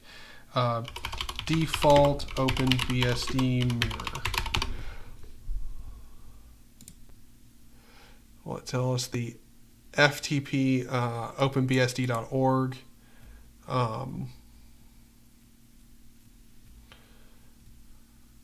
Yeah, I know they list the mirrors, but where's the default mirror? It's like ftp.openbsd. I think it's in Canada, like I'm pretty sure. Canada. No, that's not the one. I don't know. I think the default one's in Canada. But no, it's not the... Oh, it's in Alberta. That's where it is. Tell you what, man, buy me like stuff on Amazon wishlist and I'll nick this Gen 2 install I'm working on. I'm in Central Ohio. I don't have money to buy shit on Amazon, that's for damn sure. I have $15 to my name. And with the price of gas right now, I cannot hand that out. I just cannot. It would not be in my best interest to give out my last $15. I have no shame in saying that I only have $15 to my name right now. No shame. No shame at all. Like, none at all.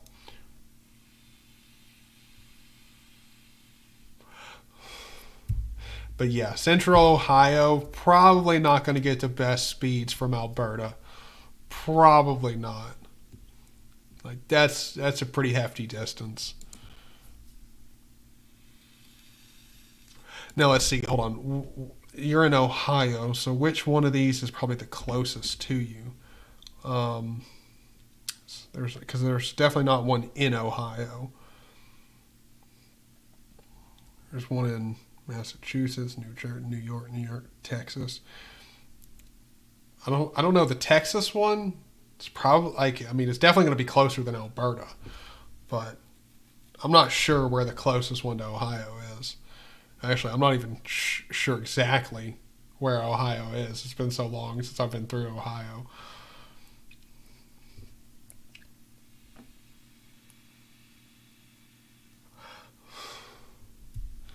Yeah, I mean, I would. I mean, I'm always down for buying. Like, hold on, let me see what is on your wish list. That's going to be interesting. Let's go to, pretty sure if we go to your channel, let's just pimp out Josh's channel here. Let's pimp out Josh's channel. Okay. So 2 days ago you were on Slackware. I still haven't watched this video. I saw it pop up and I need to watch it, but I haven't yet. Website, Discord, Mastodon, no. Okay, so let's check on distro hacking. You've got to have your wish list here. Amazon wish list. There we go.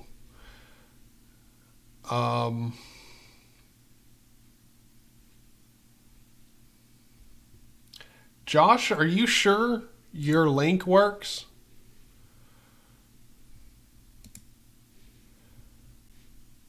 Yeah. You've copied your link incorrectly. I used to do this. But you've copied your link incorrectly, as far as I know. Because I think when you copy it and you like don't copy the full one, you just copy the dots. It'll take it, like it'll still work, but it'll take you here. Unless no, because it shouldn't be taking me my list. I'm pretty sure it's all in my non-D&D videos.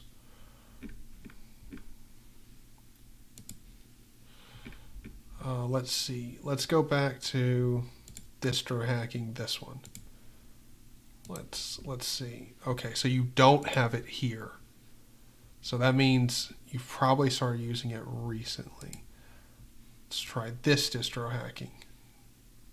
No. Where did you start using it? Let's see about DTOS. Oh, I'm here. Nah, it's still broken.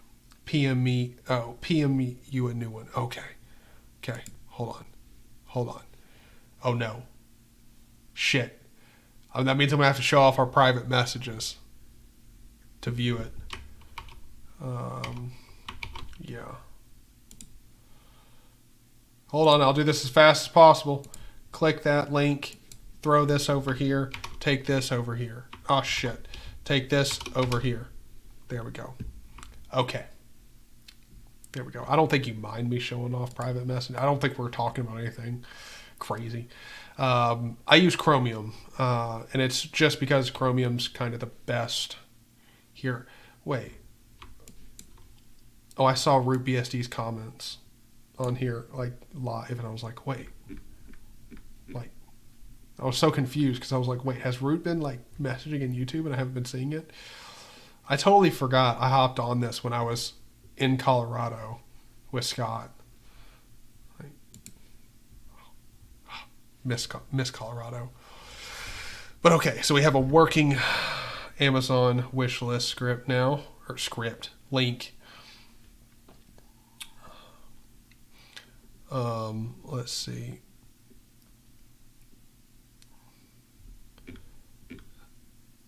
Okay, basic fantasy role-playing game, 3rd edition. I mean, if I'm going to get you something, I've got to get you something that I can at least be proud of. Mastering Ubuntu server. I'm not fucking buying that for you. I'm sorry, brother. But, nah. Ubuntu server does not sound like something that's going to be alive in like 5 years anyway. Ubuntu seems to be like nuking themselves. 5.0 grade 250. And now see this one. That one could definitely order. I mean, not now. I've got $15, but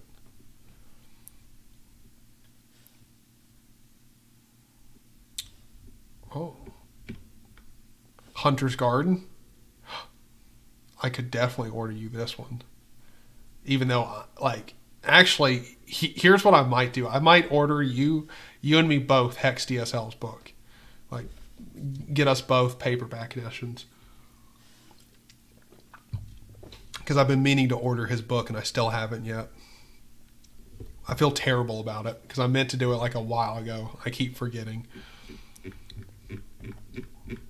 So like next month, me and you probably both getting Hunter's Garden. That's probably what I'll order us.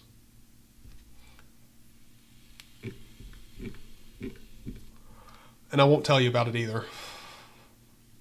That's fine. My server runs Gen 2, as it should.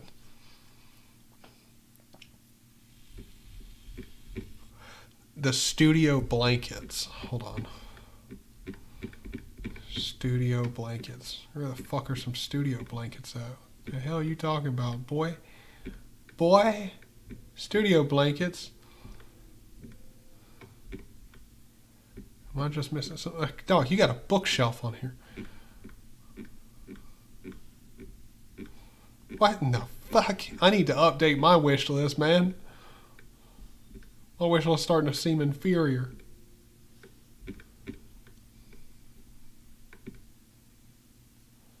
I'm just going through here. I'm looking for blankets at this point.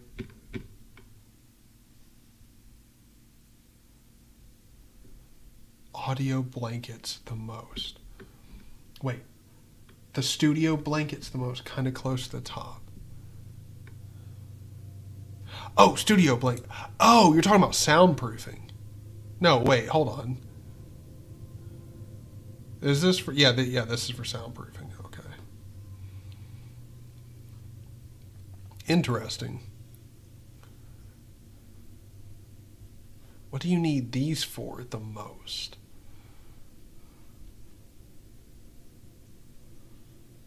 If people buy me all those books, I'll need that bookshelf. That's the truth.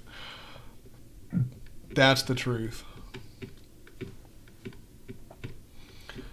See, the ironic thing is people ask me all the time, like, they're like, I just want to send you cash, like, as a one time. And like, I never think to tell, like, I always tell them, I've got the merch store, and stuff. Like, I never think about my wish list. Like, I've got the merch store and CashApp, and I'll tell people, like, that's what you can use. Which somebody sent me money through CashApp. I won't say his like full name just in case he doesn't like want me blasting his full name out there. But I mean, it's his profile. He's commented on videos and stuff. But Kyle, who is an absolute like Chad, like bro, sent me $15 through Cash App. Like on some like I can't remember what video it was, but I helped him out with something like and talked with him back and forth in the comments. And then he asked me like if there was any way he could send me cash. I'm like, I got Cash App.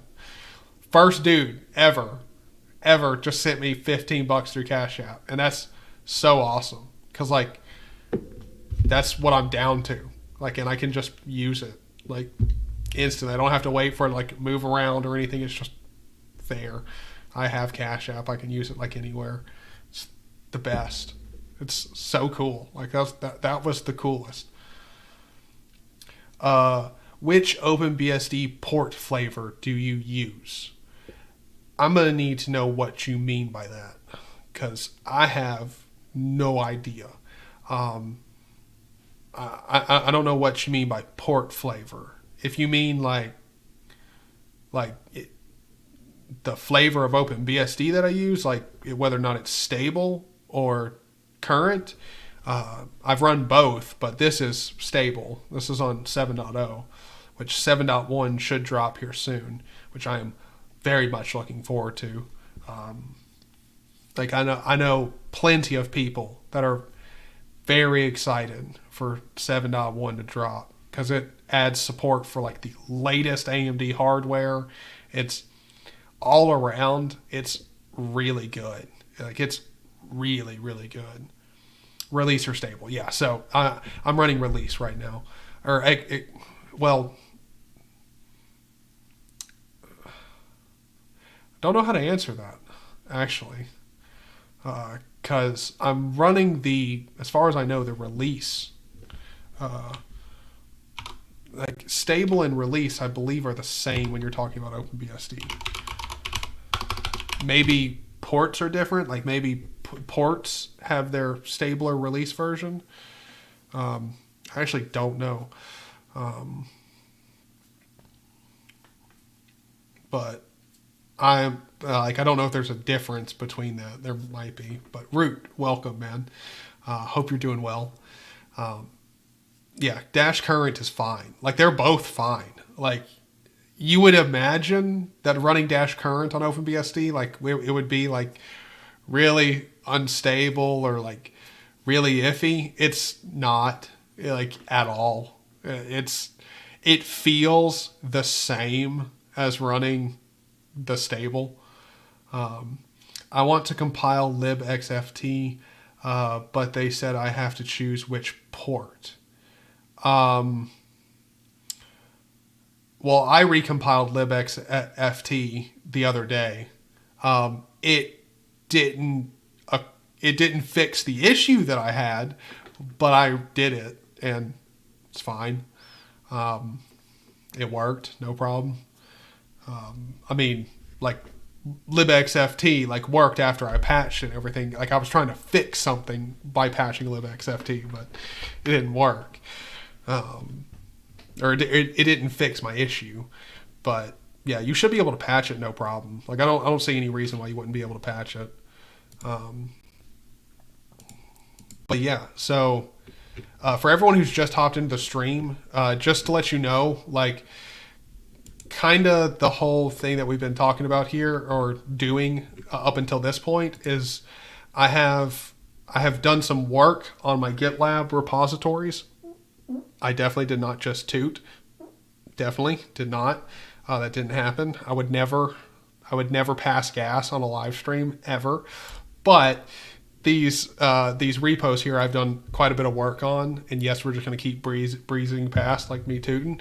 But we've got some OpenBSD guides that I've worked on. I've added some like nice artwork or whatever for the repos, but so far I've just got two little guides in here. I have a post install guide and a managing drives guide, and we finished up the post install guide, and this is a guide that goes through literally everything you need to know to rebuild my OpenBSD setup. And this guide goes through the lens of, well, a post install guide, but ending up with my exact system. So if you're wanting to get into OpenBSD, or you want, like, for whatever reason, you want to copy my exact system and use it as a starting point, this guide here is exactly what you want to use. Because to make this, I took notes throughout I reinstalled OpenBSD last night and took notes throughout the entire damn thing. So I would make sure that I could write this guide and have good information for you. So if you follow this guide, you should end up with the exact same system that I have, using all of my programs, all of my dot files, everything the way that I've got it. And so if you want to learn how I do things or whatever, this is definitely the best way to do it. So we've gotten this done. I also fixed the undervolt. And by fix the undervolt, I mean I completely removed it.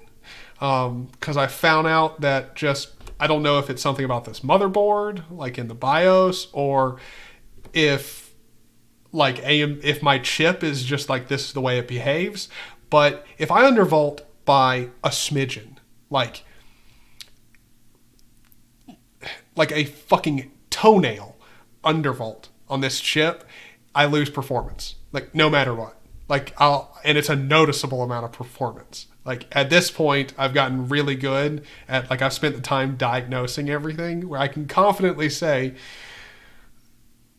undervolting is not an option. It's not an option, because I got it to where I had a stable one, but it was still noticeably less performant.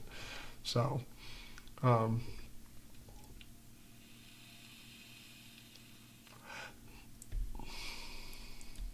yeah, Root. I mean, to be honest, like I don't know. I think like whether or not you like dash current or like not like, but whether or not you use dash current or like stable is just opinion, because they both work just fine. Like it's whichever one, like, you know, suits you more or like you feel more comfortable with, like, because they're both gonna be fine.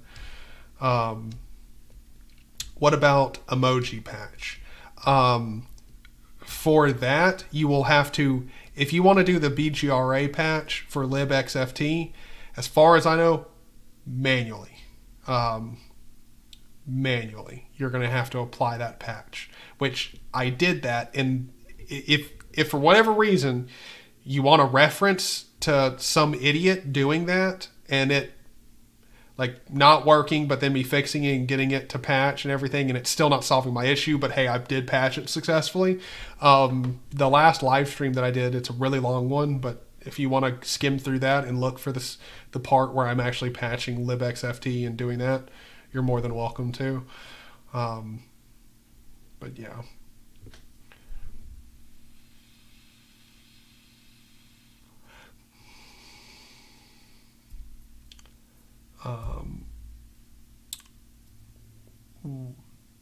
Did trial and error. Wait, hold on. Just dog food OpenBSD for a long period.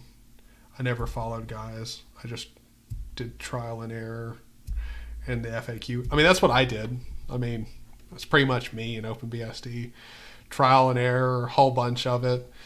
And so like that's kind of the point of the guide. It's like just like, hey, if you want to get into OpenBSD, but you've seen some of my videos and you're like, oh, like I really like that, and you want to use my OpenBSD setup as a starting point and figure out how I do things, like because it like whatever reason it looks comfortable to you, you can at least do that. That's kind of the point of this. It's just I'm not going to dive into, the guide doesn't cover like, you know, how my DWM set up or anything like that, but if you want it, like that's kind of the whole goal of this, is just hopefully there's somebody out there who's like, I'd really like to use this setup like in OpenBSD and like learn it there. Here you go. I've literally got a full guide for doing that. And then the first guide I put up here on this repo, the guides repo, is managing drives, creating partitions, formatting and mounting them and stuff. Because even though this information is readily available and like finely detailed through the FAQ and stuff, I figured that at some point having this condensed down into just one readable and not readable, but like step-by-step guide would be nice, because this takes you through like finding a drive, then it also explains why you don't really want to use dmessage for finding drives. Like you can, but there's a really good reason for not, because dmessage is like a log for your system. So if we're talking about USB drives, if you plugged in a USB drive and then unplugged it, even though you unplugged it, it's still going to show up in dmessage because it was plugged in.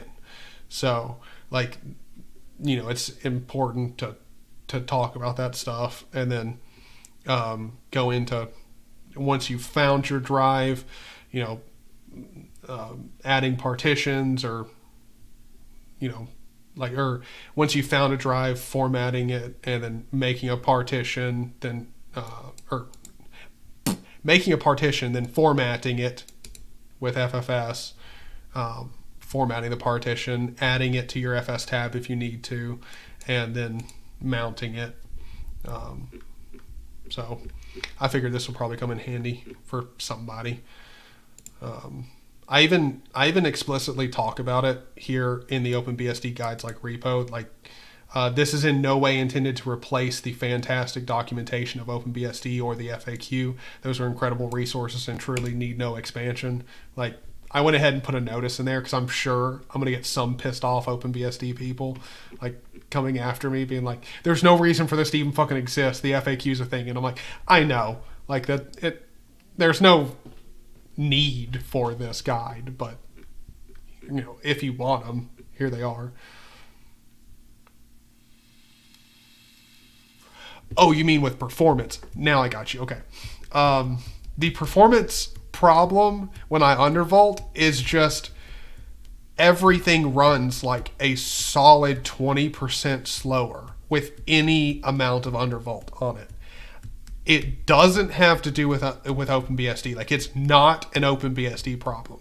Not.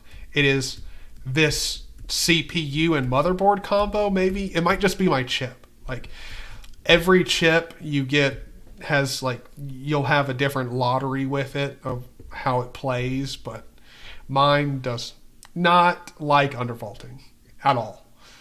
The demessage method is so much better when dealing with more than 3 drives at a time because I need those damn device names associated with the disk label.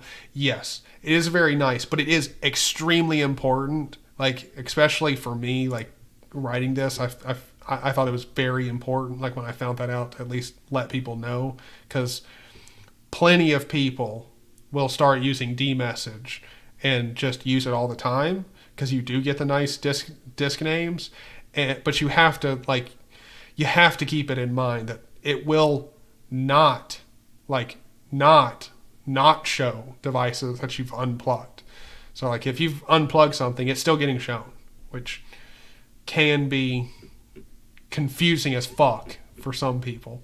Like, I totally could see somebody being like, why the hell is it still showing my USB drive? I know I unplugged it. And then, like, them try and diagnose a problem that's literally not a problem for forever.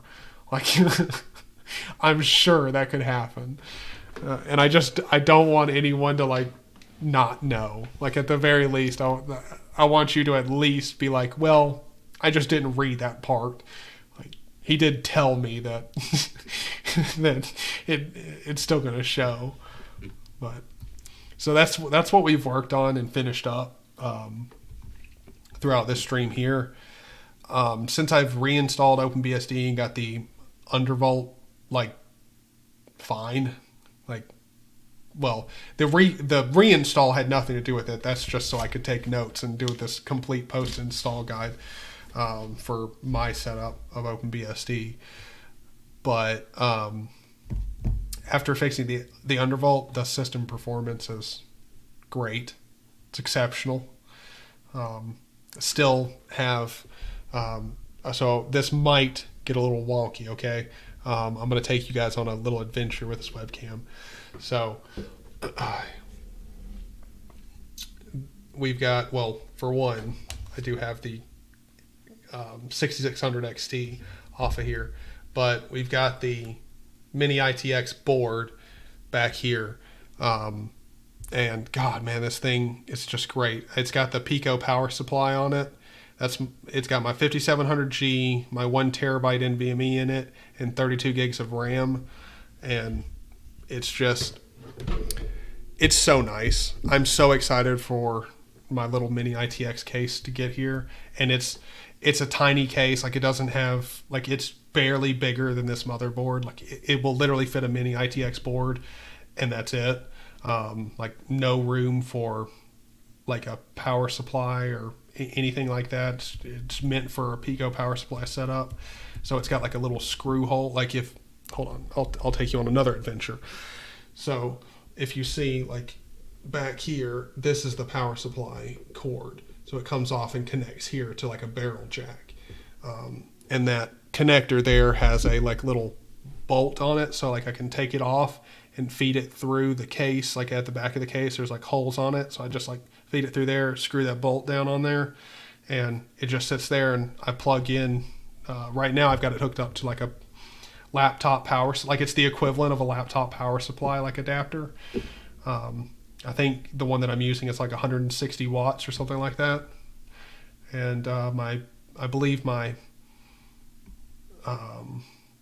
power brick is 165 watts, and the Pico power supply is either 200 or 250. Like, it's rated for, like, up to, like, I believe it's up to, like, 250 watts, which I find nuts, because there's no way I'm going to find a laptop power supply brick that works with it that supports 250 watts. Like I'm just not, and I don't need it either. The 5700G only pulls 65 watts. So, is your CPU throttled under OpenBSD? No, no. So we're streaming in 1440p here,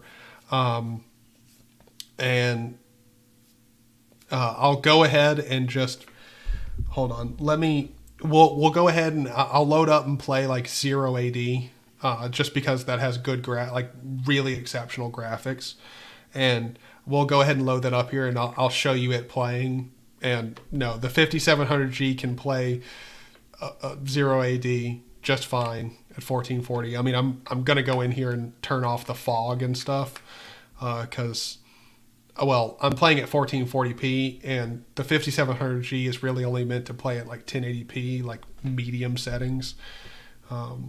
So I don't want to like cripple the thing, but let me get chat loaded up on my phone first. That way, I don't miss anything and can respond to you guys while I'm playing around in OpenBSD in 0 AD. Dude, I've always wanted this kind of mini ITX setup, and I'm really, really like it's ironic. I've wanted this setup for so long, but it feels like this is the right time in my life for me to finally get this set up, because the whole point of wanting this is that I have like a very minimal, a very portable system, with the things that I use also being very minimal and portable. And now I finally have that with OpenBSD. Like I have an OS that I find extremely portable. Like it's just super portable, super simple. Like it's the version of like simplicity that you actually think of as simple, like not the KISS version of simple, like the KISS Linux version of simple, which I will always shit on KISS Linux and their version of simplicity. Like if your definition of simple is KISS Linux's version of simple, just a very humble fuck a you. Like you're a terrible, terrible person, because that's not like, if that's your definition of simple, then man, I can convince you that anything's simple, because that system is not simple to install, to use, to like nothing. But OpenBSD, like I finally have the system that I want, like OS wise. I have the portable like system, like pretty much all of my programs are highly portable. Like they're available on any OS that I use. My configuration of DWM and ST are like mine. They'll build on Linux, they'll build on pretty much anything. I mean, it's suckless. They'll build on pretty much anything. I eventually want to get my desktop PC mounted on the server rack. Then I just connect to my monitors and such to a USB hub like LTT does. Yeah, I mean, the only like downside with that is like, it's just, if anything happens with the cords, you have to rerun the cords. And if you're trying to do it like cleanly, then I just don't want my entire day ruined because of like one Thunderbolt cord going wrong. Like, you know, just fucking up.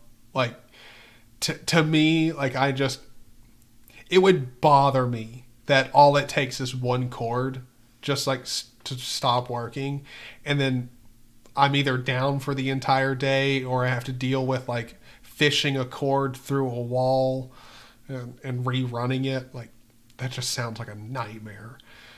But if you're not going to be doing that, like you're just going to be an absolute degenerate and have cords just running around your house like crazy, because let's be honest, most of us don't have wives, so you don't have to worry about that shit. Hey, who cares? Like, you know, like at that point, like, you know, why not?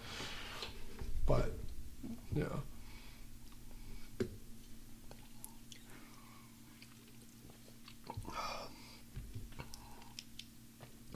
But yeah, so we've gotten stuff done.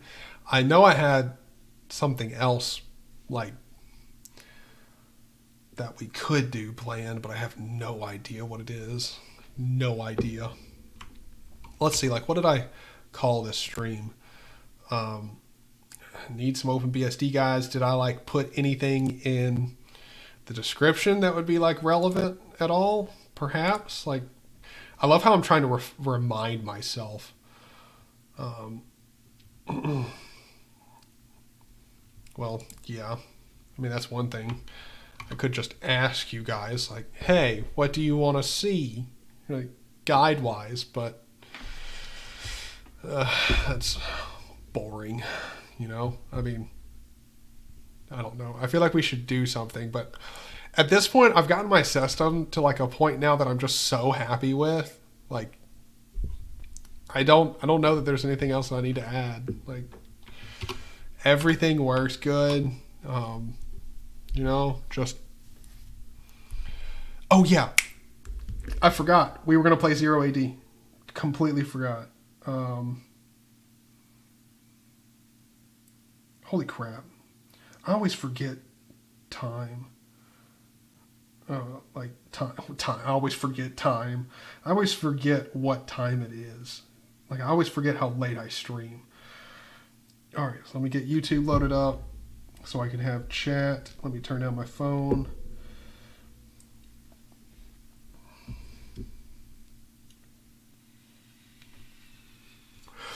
Root.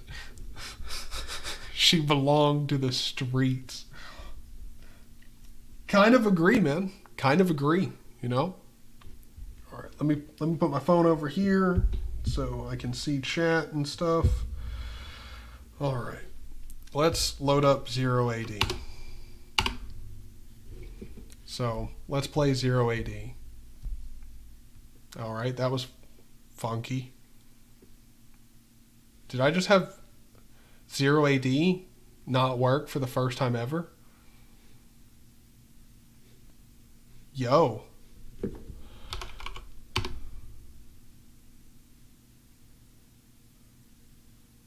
Oh.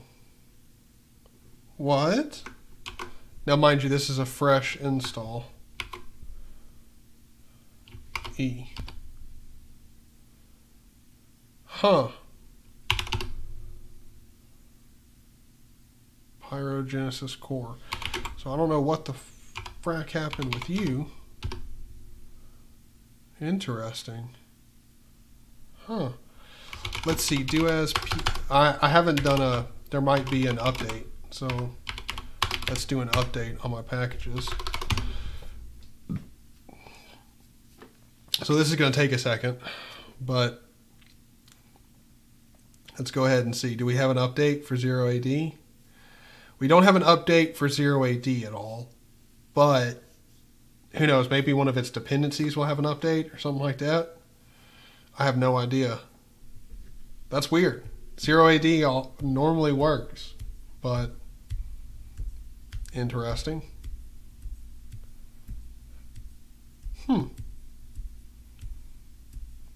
Whatever. We'll let this update command run, and then we'll try running it once more. If Zero AD doesn't work, then we'll just play the other games that do work. Like, we can play OpenRA or Xenotic. I don't know why is it there must be like an update. Like, this must be like a fresh up. Like, I tried playing it like 2 days ago and it worked just fine. And I think I was on the stable branch then too. It's weird. Then again, maybe it's because I'm streaming. I don't know. Like, doubt it, but who knows? I'm trying this out with you live. This is an as we go kind of thing here. It's time to duel. Well, if it works.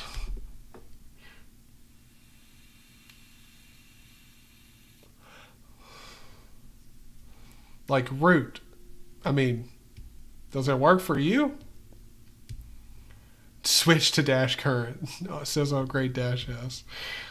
I mean, I could, but to switch to dash current, I'd also have to do a reboot after it's done. So, I mean, I could give it a dash N flag for no reboot, but at that point, why update or switch? Because it won't affect what we're doing now.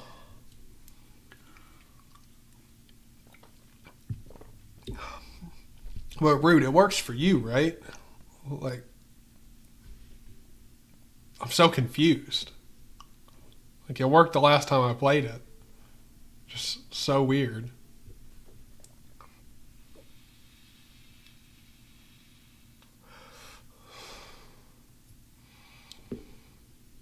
Pulse audio?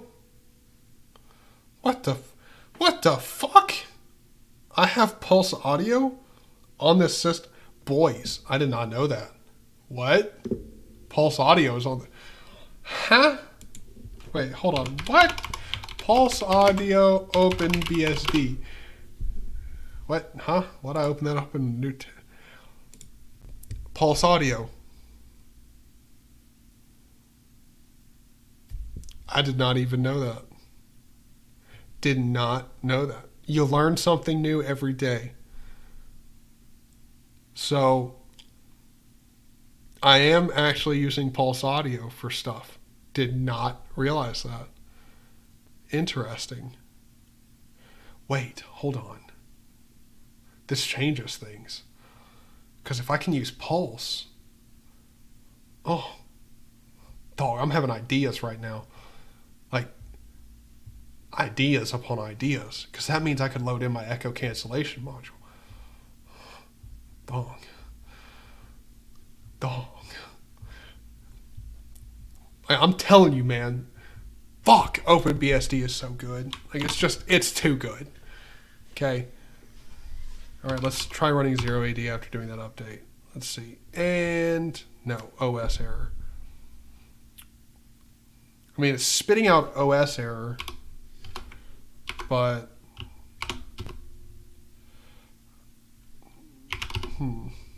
yeah, we still get the power G.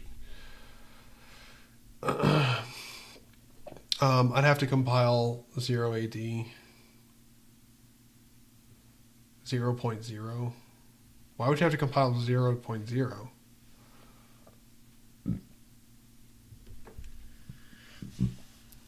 One of the things about OpenBSD is that sometimes ports do tend to break from time to time, and you might not see a fix for a while, like the free Orion port.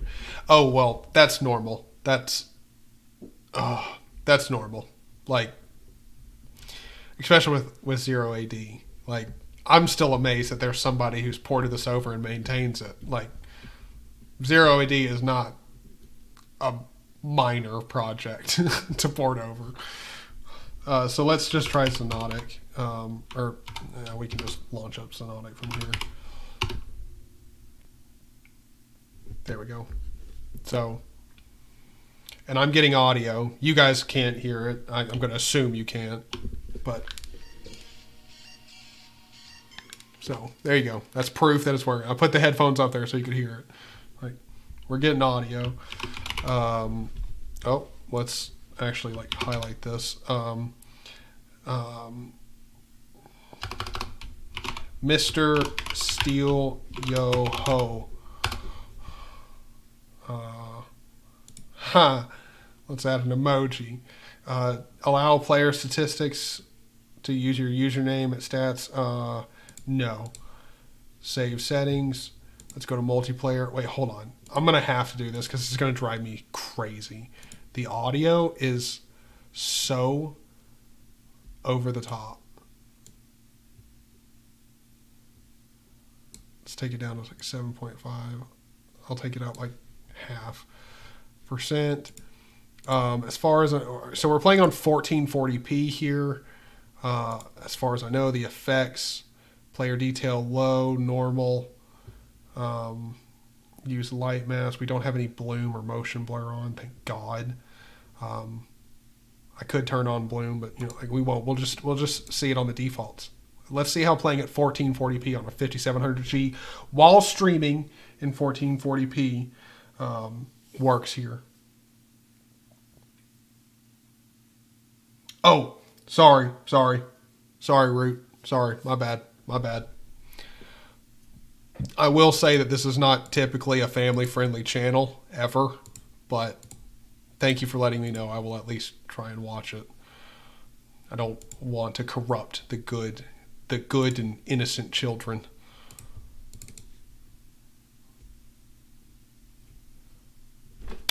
All right. So let's download all this good stuff.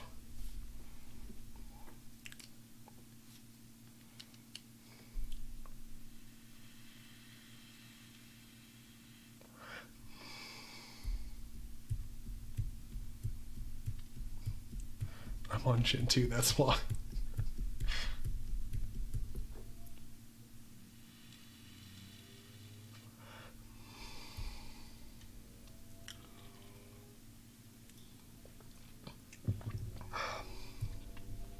Okay. Come on, baby. You can do it. You can do it, Xenotic. Man, this server must be running some, like, crazy stuff. I've never had Xenotic take this long to load.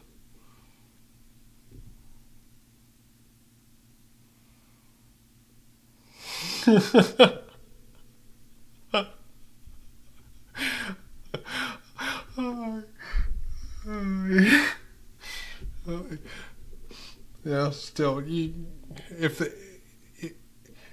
if your kids can hear me, I'm sorry. I have a potty mouth, and trust me, I get told that it needs to be fixed.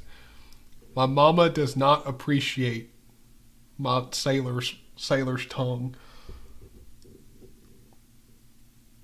Is there any games where motion blur is actually good to have? That's a good question. I don't think so.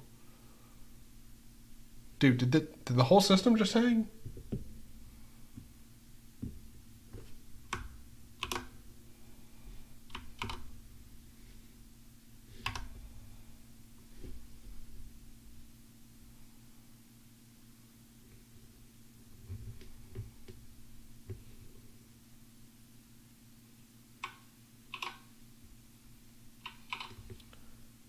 Okay.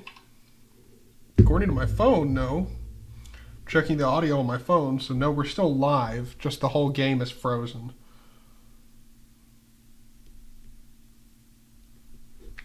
Right?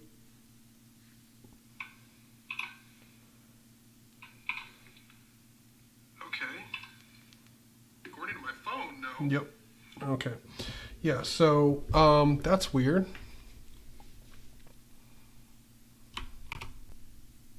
Huh.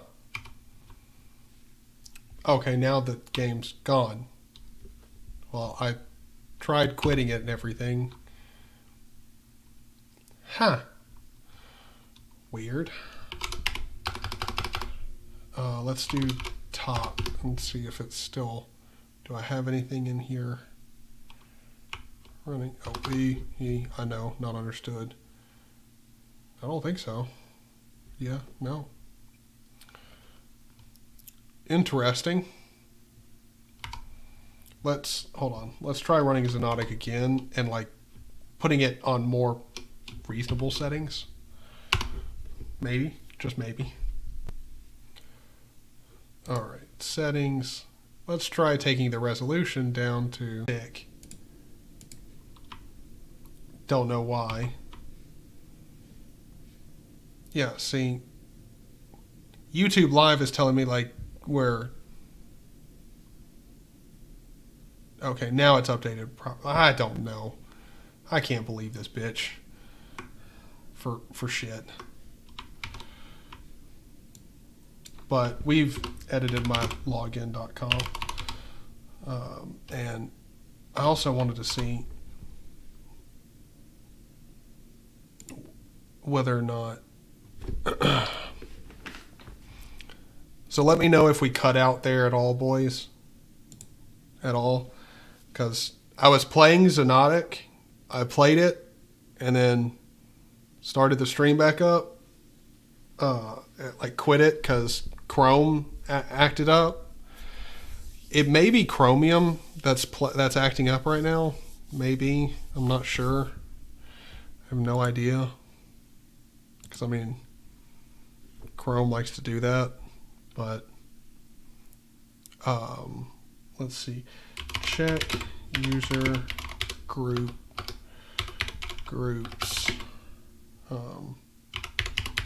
Linux. I mean, it's going to be the same. Wait, it's just groups? There's no way it's that easy. Oh, okay. Wheel and staff. Okay, there we go. Well, so we are in the staff group.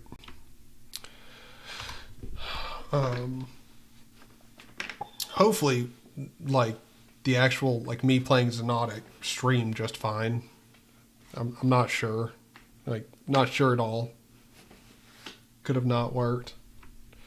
Stream was down for a good 5 minutes there. Damn, man. I don't know why. Chrome seemed to have like completely froze up and like seemed to be acting weird. Everything else on the system was fine. So I just killed Chrome and like kept streaming. But yeah. We played Xonotic. It was fine. Xonotic played just fine, buttery smooth. But I think Chrome, like having Chrome up at the same time that I'm playing games and streaming in 1440p is just too much for the 5700G to handle.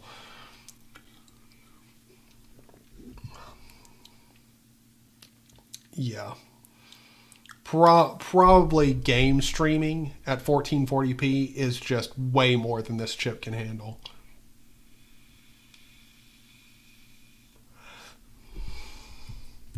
But I think we're going to go ahead and end the stream here. Unless there's anything that you guys want to see that doesn't involve gaming. Because apparently my computer can record, but not stream gaming. Apparently it's just too much for the system. Which is fine. I mean, it's okay.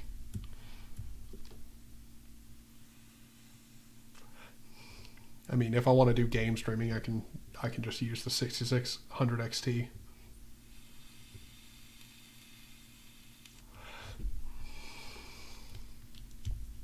But yeah, I'm pretty sure we've done everything that we would want to do for the stream. Got the guides all up over on GitLab. So again, if you want to go see them, they're in my personal projects. Go check it out. All of these should be open to the public. You can go check them and get them yourself. But yeah, thank you guys for watching the stream. Thank you for dealing with this stream's craziness, and I will see you guys later. Boy.